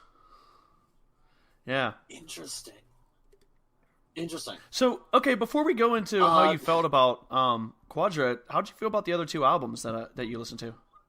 Okay, so let's start from the beginning. So again, you told me to dig into these albums a little bit just to get myself familiar. So again, not knowing a whole lot about this, I went into this knowing, like, okay, if he's making me listen to 2 albums that were released, a handful of years apart, I'm assuming I am putting myself in the mindset of, okay, album 1 is going to be different than album 2. Album 3 is going to be different than album 2. I'm expecting to hear some changes. So I didn't really know what I was getting into, though. This is not a band I have any real familiarity with, other than the fact that I know the name. And I know that people pronounce the name incorrectly. So, the first one you made me listen to Remains is... from 1989. I'll say, which is their 3rd album? Question mark, I think? Okay. I mean, so I only wrote like a paragraph or 2 about these 2 albums, just to kind of give myself a reminder. This album didn't really blow my mind, but it's totally it's super solid for what it is. This is definitely the kind of thing like it's death metal. You like the band Death, you like a few other projects. Yeah. This is the kind of thing where I was like, in the right mindset, you could really dig this album. Yeah, and that's exactly what it is. It's I mean, the whole album it's almost at the same tempo. It's from that period where like thrash and death metal were still kind of crossing over a lot. They haven't really defined themselves entirely yet. They haven't, like, it's almost like, like a genre gets a name and then they kind of define itself, and then like within a few years, every band playing that genre sounds exactly the same. It's kind of it's kind of when Venom was considered black metal. Yeah, exactly. So this album, half the songs have that like really cliche metal riff that I know it's cliche, but I kind of love it. Where it's just like, wait, 1, 2, 3, 4, 5, 6, 1, 2, 3, 4, 5, 6, 7, 8, like on the low open, whatever. Yeah, tuning, like the standard tuning guitar low. Of some sort. It's like a repeated, just chugging riff with a thing that happens once every measure or 2, essentially.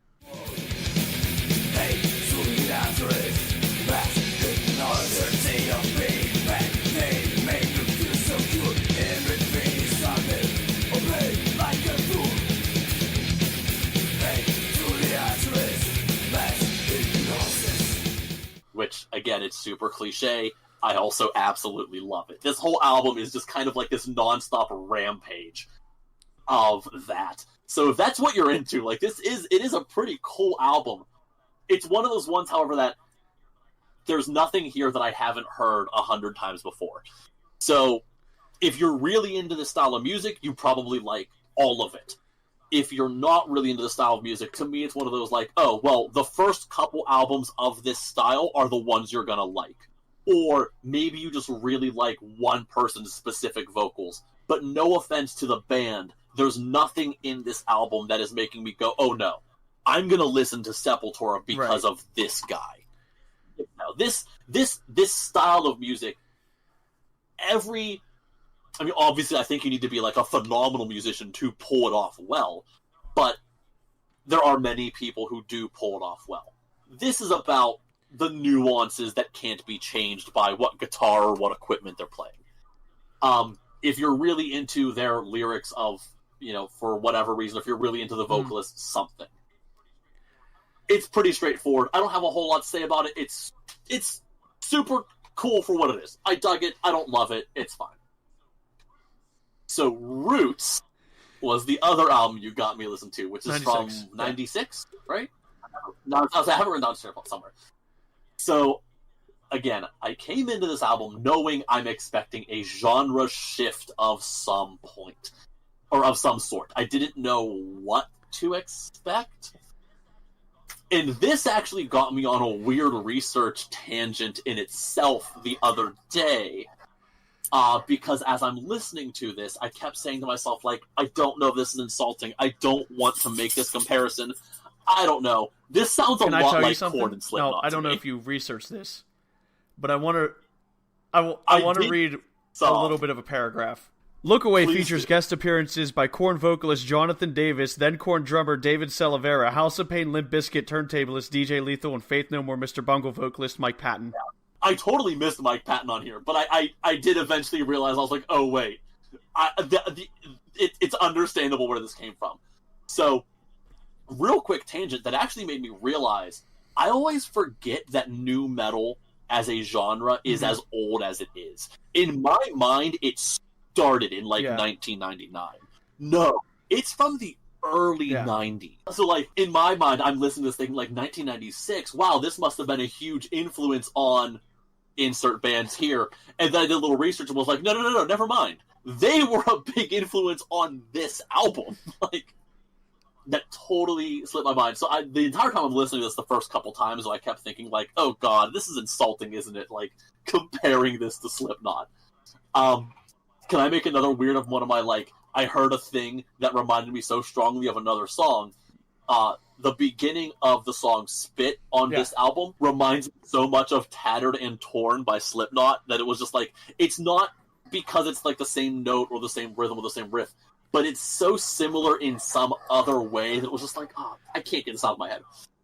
But this whole album was definitely that heavier, slower, chuggier style riffs that nu metal is known for,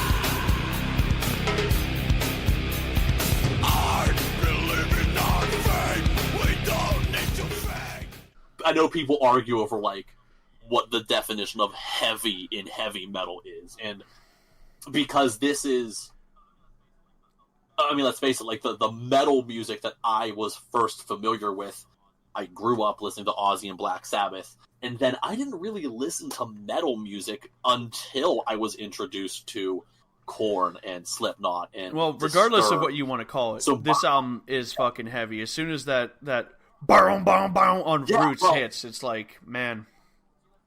Yeah. So that's in my mind when I think of what's the heaviest guitar riff ever? Things like this come to mind. I know a really specific example that I think of a lot is Here to Stay by Korn.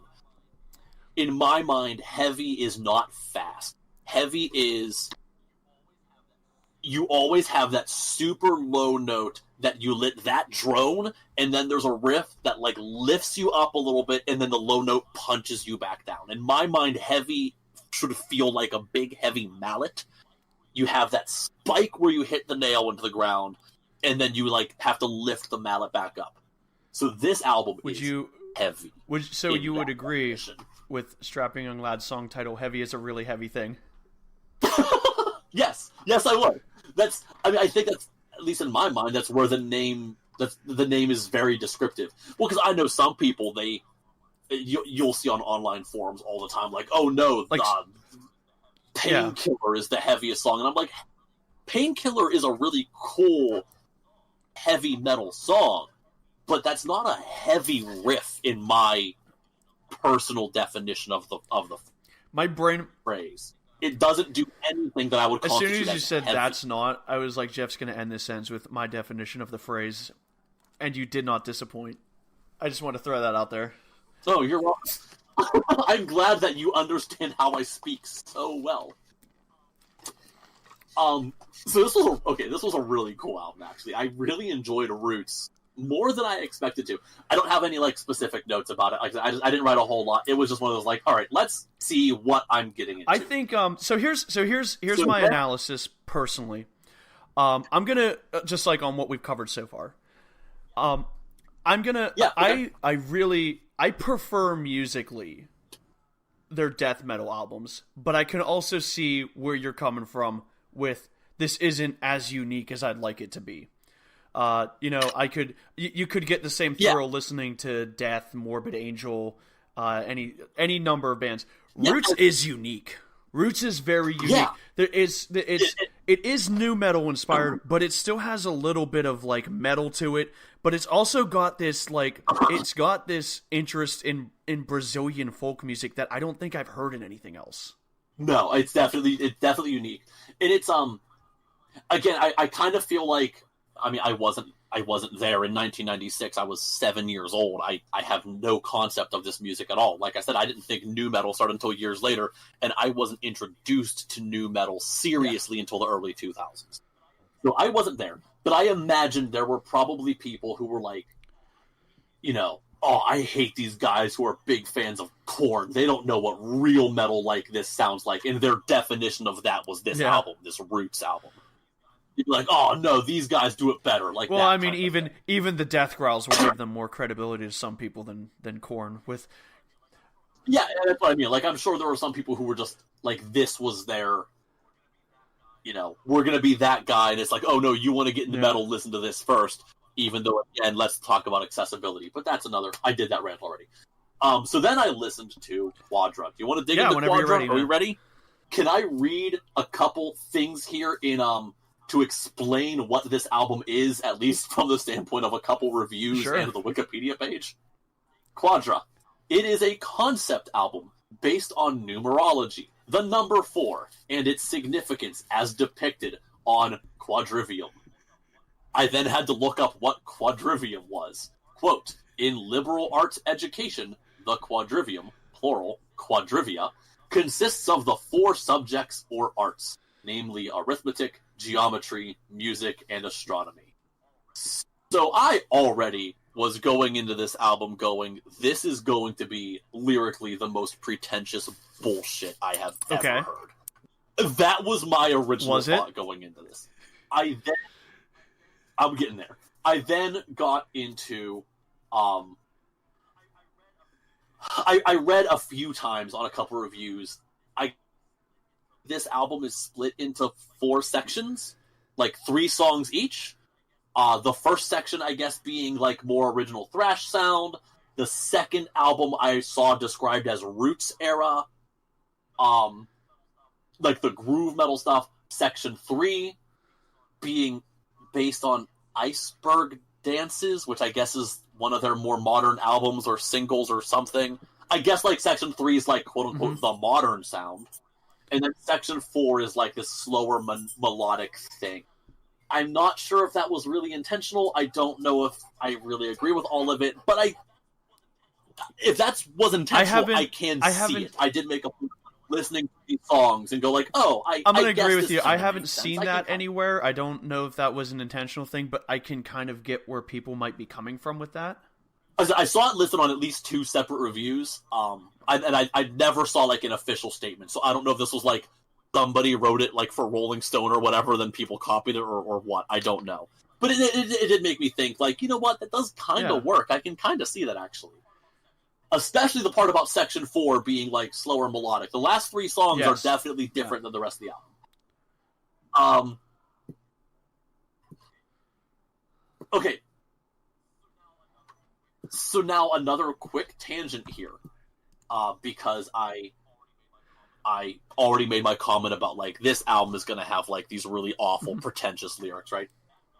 So that got me thinking. The whole reason we're doing this podcast in general, which as we've discussed outside of it, isn't really an album review podcast necessarily. It's definitely more of a music appreciation thing. At least is what it's evolving into. And quite frankly, I actually like that idea a lot. And I agree. I'm definitely like. That's why I'm still kind of. I want to give, like I said from the beginning, I'm giving some sort of semblance of a score just to let people know how much I liked an album. But these, like, what I'm saying isn't set in stone. What I feel is an 8 today, I could feel is a 6 tomorrow. You know, I think. Oh yeah, I mean, I could never give like exact numbers usually, but I think I do a pretty good job of like, if I like something, I know that I can't hide my enthusiasm. Like I know that. But doing this, I'm obviously spending a lot more time listening to styles of music that I don't normally listen to, or I have like only a passing interest in. I don't think if we weren't doing this, I would have never probably listened to this entire album back, like front to back, let alone multiple times. Let alone multiple times while like reading the lyrics and really thinking about it. Like I'm really critically looking at some of these things. And I got to thinking about lyrics. And there are a couple examples in here that I think are doing that thing that metal lyrics tend to do, and I realize this is like a personal preference thing. Some people are super into this. Obviously, these guys write these style lyrics, but they are lyrics that just come off as incredibly juvenile sounding to me. I mean, don't get me wrong, like, I am a big fan of Evanescence, but God knows that Amy Lee writes some lyrics that just make me go like, oh my god, you were not 15 when you wrote this, you were 30. You know, Crimson Regret, like, what does that doesn't even mean anything. You're just using words. Word salad. So I was thinking a lot about this concept of like juvenile lyrics, and my inner monologue kind of went like this: this all sounds juvenile. This is really stupid. But like, like not all metal is like this. Like I really like some Metallica, like like One. That's a great song. Wait, what are the words? Nothing is real but pain now. Look to the time when I'll live. Hold my breath as I wish for death. Yeah. Deep inside, I feel the scream, and I'm thinking, like, no, those lyrics are totally fine, because they're from the point of view of, like, this injured soldier, and they're telling a story. This isn't James, like, saying it for himself, and that's when I realized that I'm forgiving the song One by Metallica because I know the story. How many of these songs am I looking at specific lines and, like, hating how juvenile they sound, but not putting myself in the story of the song? How insightful of you, because I feel like I can agree with that, because there are times where I send you sit and you're just like, this is stupid, and I'm like, I don't even know if you really like dug into what it's about. Well, because the problem is like that was that train of thought, my inner monologue about Metallica. That whole conversation happened in 3 seconds to myself. Like I went from like, oh no, Metallica's totally fine. One's a great song. Oh wait a second, no, those lyrics actually kind of suck. Oh no, wait, like I kind of caught myself. Like there are certain words that I think just really kind of bother me because they sound juvenile to me. I realize the words are not juvenile in and of themselves. The word torment isn't juvenile, but I'm so used to seeing it in really lame context that I have like that bias. But I did realize that like that I basically like really became like hyper aware of this own bias that I have, which I don't think is really going to save me from like, I'm still going to hate some of these lyrics. It's just bound to happen because, even if you're aware of your own biases, you still have them. But I am trying to be a lot more forgiving whenever I can. Maybe these lyrics aren't as like super weird, like pity me garbage. Maybe they really are telling a story. I will still never forgive lines like vaginal coffin ships or whatever the hell that was. But I mean, there's a big difference between Midnight and a lot of the other stuff you don't like, because Midnight again are a band that aren't taking themselves very seriously, and they're trying to put out just something that's goofy and like offensive on a surface level, but they're also just like drinking beer and having fun. Yeah, I mean, I get it. I'm just saying, like, that's just like, that is an example of I'm never gonna. But I am trying to be a little more forgiving in certain content as best as I can. That being said, this is not lyrically an album I'm ever going to be super into. It's just not my style. There's nothing I can do. I'm sorry, I look at the name of the song, Fear, Pain, Chaos, Suffering, and just think like, God, that's lame. Like I can't. I cannot look at that. Well, and take that's it fine. That's my truly least favorite seriously song on the album. as it were. Oh, good input. Oh, oh. you've been doing so good, and then you fucking give me an O. You fucking. I guess I should say this right now. That's my favorite song on the album. I love it. Anyway, good. Actually, I still don't hate that song, okay. But anyway, we'll get to all that. But so, shit. You know what? I'm gonna let you talk for a minute. Like, do you need to fucking recharge after all this? No, before I dissect anything else, because I have a couple more specific notes I want to make. Go ahead and okay. Well, I think first off, I think Isolation is a strong intro and relevant. I think that song, along with, like you kind of said, the first three, harkens back to that period of death metal where it was between death and thrash, and the line was very blurry. That which is where I think, you know, the early Sepultura comfortably sits. But I want to make a point on here that I made on the Dua Lipa album, where I think even if you don't like the lyrics, I think all of the melodies for the lyrics are very strong, especially considering how limiting that kind of aggressive vocal style can be. I look at all of these songs and I'm like, I remember almost all of these choruses.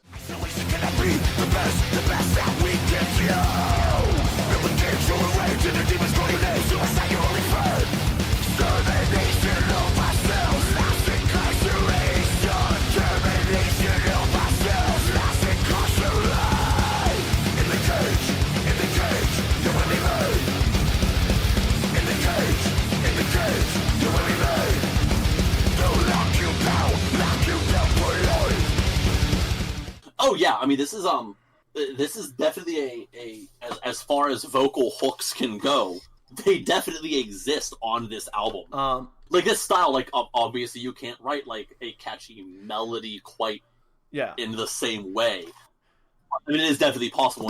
They did very good for that style. You can't be soaring all over the place like a Bruce Dickinson on with this kind of vocal style, but he did very well with writing something catchy. Yeah.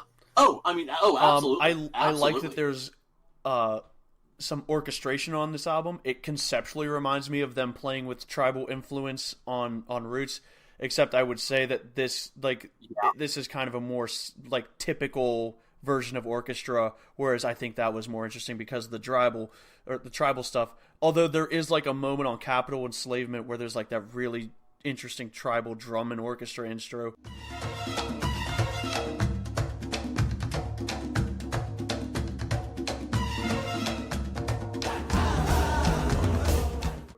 And then Guardians of the Earth has this really cool synchronized guitar, not even drums, just percussion intro.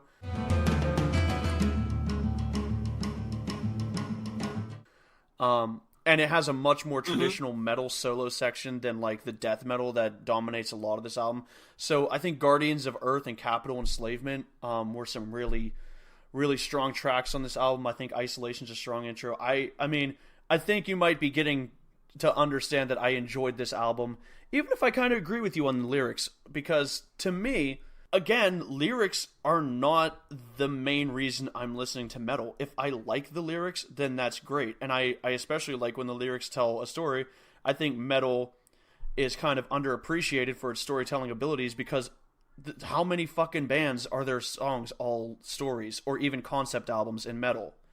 There is so much more storytelling in heavy metal than most of the pop and hard rock and stuff that's out there, which I think is one of the reasons I have a preference towards it. I like that kind of storytelling stuff over oh baby, oh baby, oh baby. Yeah. I mean, and the thing is, like, let's face it, when you're saying oh baby, you could be quoting Justin Bieber or Robert Plant or Bon Scott. Yeah. Like that's no, I mean I totally get it. And I think it's interesting because I've talked a lot about song structure and writing lyrics into song structure. I know we talked about it with the Mountain Goats today. I know I've referenced it before, I think, when criticizing Tool and other like progressive metal bands. There is something to be said for when you are intentionally limiting yourself to a song structure, you are forcing yourself to be more picky with your word choices, sometimes making your lyrics not as nice and poetic sounding to get the point across.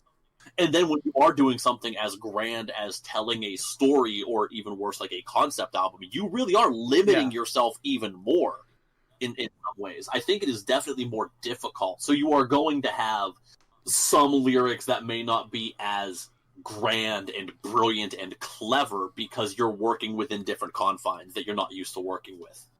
Or, you're working within confines that some people don't give themselves ever. I think... for better or worse. Well, you know what? I don't even know if I can make the comparison, because I had a second thought and then I kind of negated it. If I was about to say, I think it's telling that one of my favorite Snot Arctica songs, White Pearl Black Ocean, or is it Black Pearl? Yeah, is White Pearl Black Ocean. White Pearl Black Ocean. is one of your least favorites. And I said, no, I really like the story it's telling and the melodies it has. And you were like, oh, it's telling a story. But then my second thought was that you really like The Boy Who Wanted to Be a Real Puppet, which is also a story song. Well, okay, in all fairness, I have grown to really like the song White Pearl Black Ocean. My problem with it is, and again, this is where we really differ on how we listen to music. I couldn't get into the lyrics of the song White Pearl Black Ocean because musically it is not interesting. Oh, I think it's fun. It is 9 minutes of not interesting. Fun is different. It is fun, but it is a very simple, slow chord progression. It is not the most... Tony Kako, for having some absolutely amazing vocal abilities and writing great hooks, the melody isn't super interesting. It's also long, which I am not into long songs. I get bored. I get bored if it is not constantly keeping my brain focused. Which, again, because the song basically has this simple chord structure the entire time, I get lost. I did not get into that song until you told me to listen to it while reading the lyrics. In fact, I think that is one of the first times I started doing that, which I do routinely, where I sit and listen to an album and read the lyrics, because I now realize, oh wait, I really like this song, and I totally missed it for years because I didn't give it a chance, essentially, because of the way I approach music. I want it to be, how do I want to say, I don't know how to say this without sounding super pretentious. I want it to be stimulating. There's a weird word to use. Okay. Well, I mean, and a great man, Tim Curry, once said that rock is very stimulating in his classic "I Do the Rock." But I do think that there is something that comes from you listening to pop music where you want a song to engage you the first time. And me coming from I listened to a lot of progressive metal when I started, getting into music. I listened to pop and stuff for years, but the first album that really engaged me was probably Master of Puppets, or the Black Album. And so I come from sort of, oh, this is the kind of music that I want to listen to 2 or 3 times and really understand the song, whereas if something doesn't grab you the first time, you kind of write it off. Is it? I do. I mean, which is also why I got into jazz and blues, because I like the improvisation aspect. I can listen to this and put myself in the shoes of the performer going, where are they going with this? Why are they going with this one? It keeps me focused immediately. And I do think that's a really cool way to approach music. I really do like the idea of, a lot of this was just kind of done off the cuff. But I do have an affinity for something that was really a 10-minute song that was really tightly produced until everyone knew exactly what they were doing and could get it down in one take live. Yeah, there is something impressive in that in concept. But I think few people pulled off in a way that is interesting to me personally. I obviously understand the appeal. It does not appeal to me. The same way I do not put onions on my pizza, I do not like epic 12-minute long. And it's very interesting because you do put you do get the Hawaiian pizza, which to me is the epitome of what do I have to throw on this pizza? I got some pineapples and some ham. Yeah, that'll do. It's improv pizza making. Yeah. I hate to say this, but I actually know of an episode of a podcast discussing the entire history of Hawaiian pizza. If you are ever curious. I like my analogy though, and I don't want that broken. Like, I'd like to think some dude was just like sitting at home, like, I want to make a pizza. I want to put something on it, but all I got is this can of pineapples and like this piece of ham. Yeah, so I'm gonna let that go because I actually like that. I like your headcanon here a lot. Oh, wow. Who would have thought? Who would have thought it'd be Sepultura to get us into the probably some of the most engaging conversation we've had during the run of this podcast? Right. I don't even know what to say. Do you have anything else in particular that's coming to mind, or go ahead, start a new one. We already have 30 mental tabs open. Okay. Why not? Okay, I was so prepared listening to this album. Again, I went into this the first time already thinking I was going to hate it lyrically. Like I was ready for this pretentious bullshit. Which, for the record, I'm going to throw this out there. I don't most of the lyrics mean it. And I did not bother trying to research every specific song to make them meaningful. That wasn't my goal. You didn't mountain goats this. No, I didn't. But I genuinely have no idea where this quadrivium number 4 whatever. I'm not seeing that relevance. Me neither. I much at all. I'm not gonna lie. Totally I didn't even know that much. I knew that there was like some kind of underlying concept, but I didn't really look into it until you said something. Because to me, if it's a concept that's vague rather than a story concept, I don't really care. And who cares? So I'm looking at this track list and I'm reading Isolation, Means to an End, Last Time, Capital, Enslavement, Ali. And we have discussed before about how I think you even brought it up, like how cool it would be for a band to really focus their lyrics on telling the stories of different religions and mythologies from around the world instead of the constant bombardment with like the Judaic based religions, you know. Every metal band has songs written based on Jewish, in fact, it was last Muslim episode texts. with like, Testament. Going back to Testament again. So I saw the name Ali, and I immediately assumed this was going to be another one of those. I thought of Ali being a name that people in the Muslim faith take. I believe the idea, so like obviously their word for their one god is Allah. And giving yourself the name Ali, I believe means something like I am subservient to this name, I believe is how that translation works. What I was not prepared for was this song to very obviously be about Muhammad Ali, the boxer.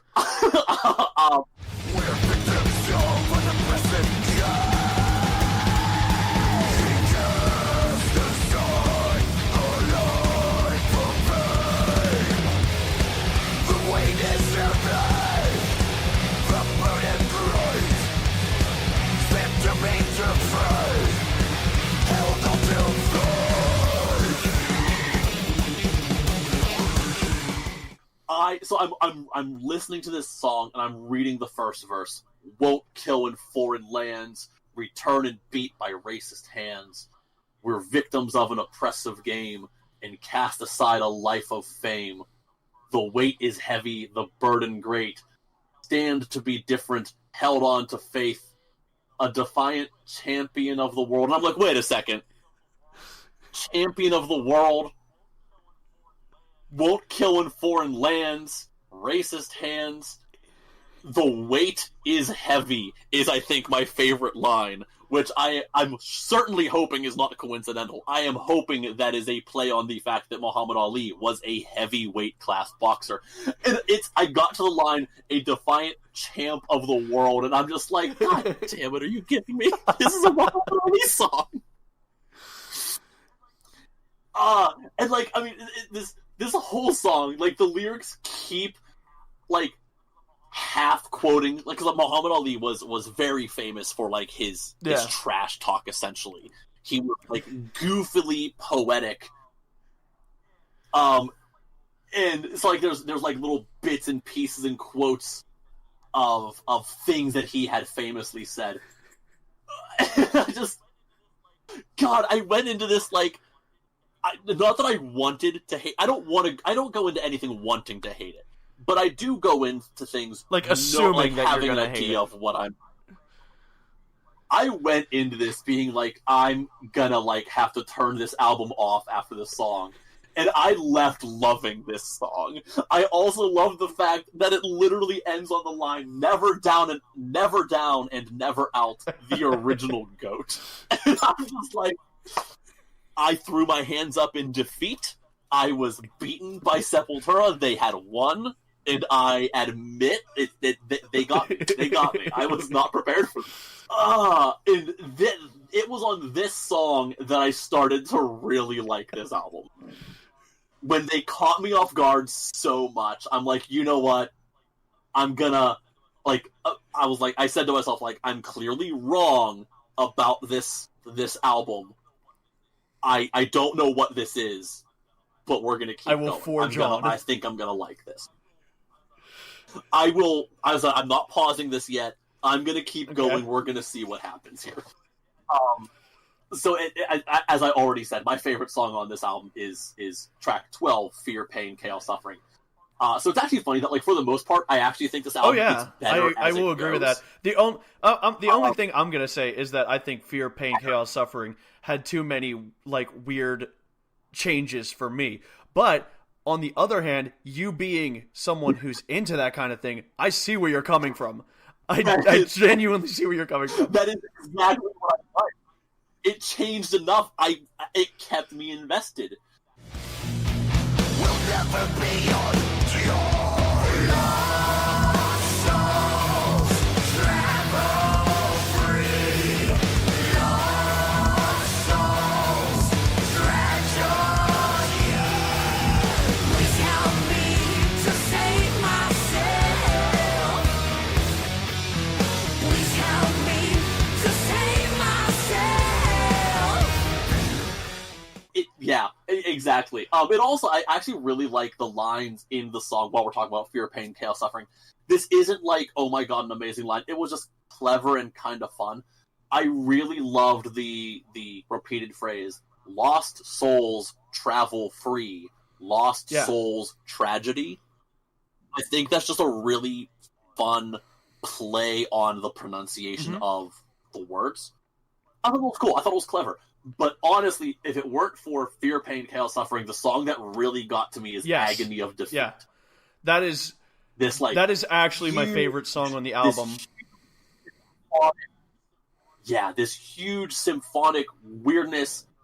Really hearing the singer like actually sing with like kind of a weird warm baritone voice tone was unexpected, I guess. The doubts are swarming in my head. Down deep in the lead. I want to throw this out there.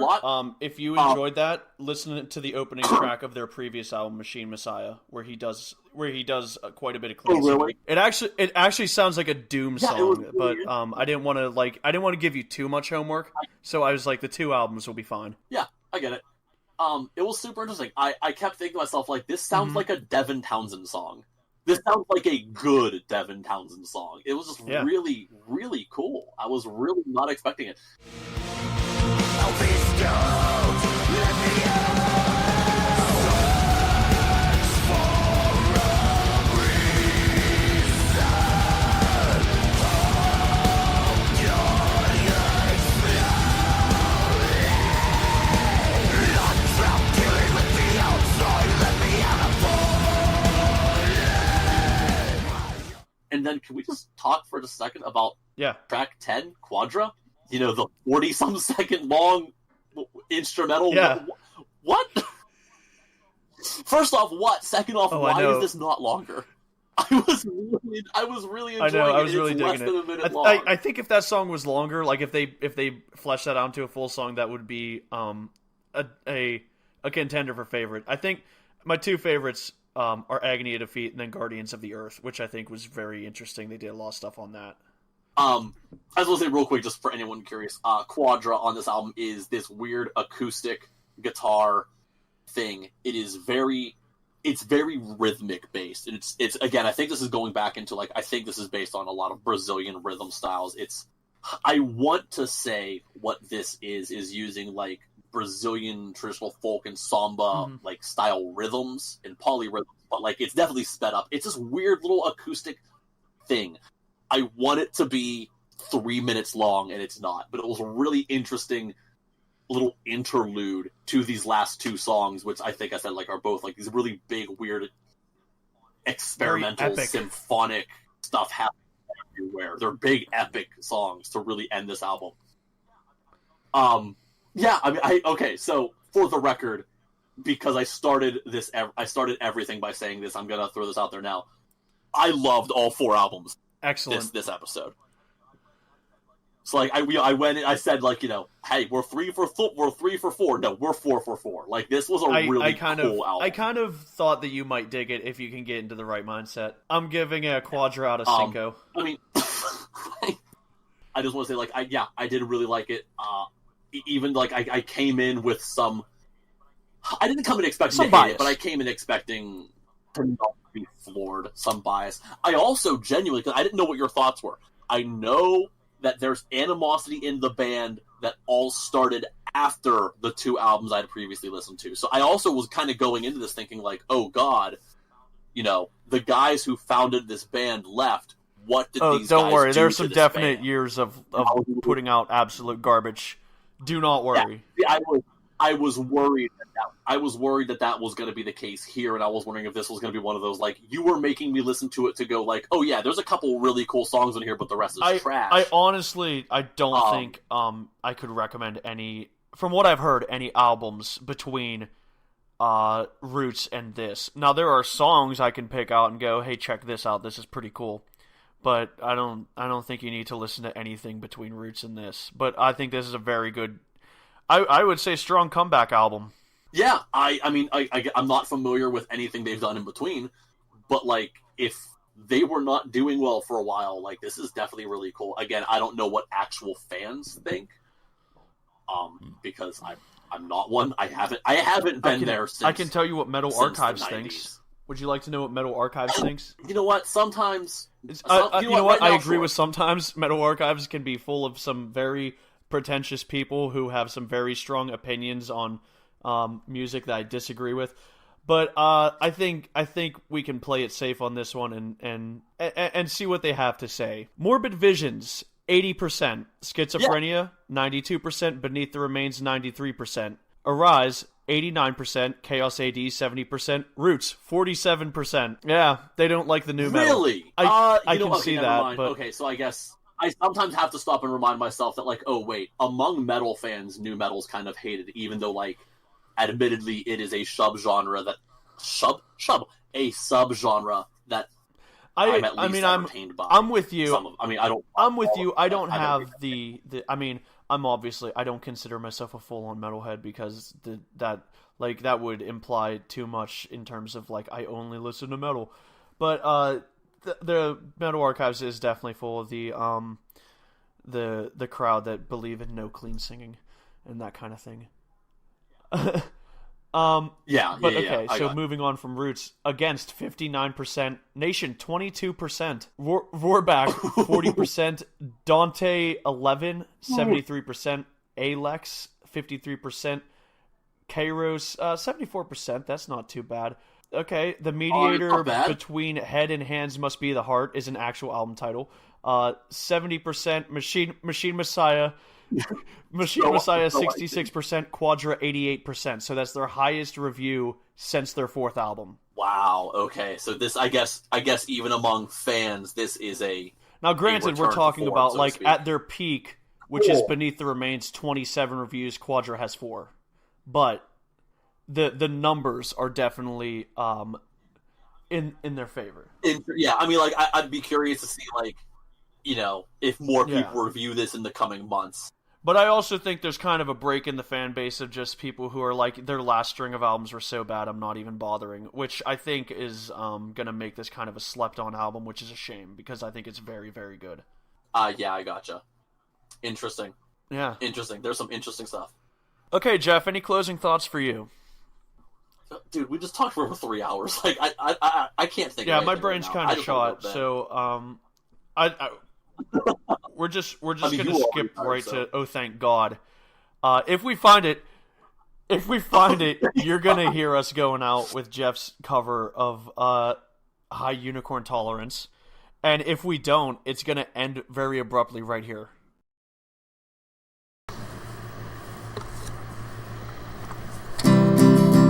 Drawn to the dark, covered by the blood, when possible, called to the corner, to any open crucible, easy to reach, bearing every mark unmissably. Wanna leave behind some token of what I carried with me.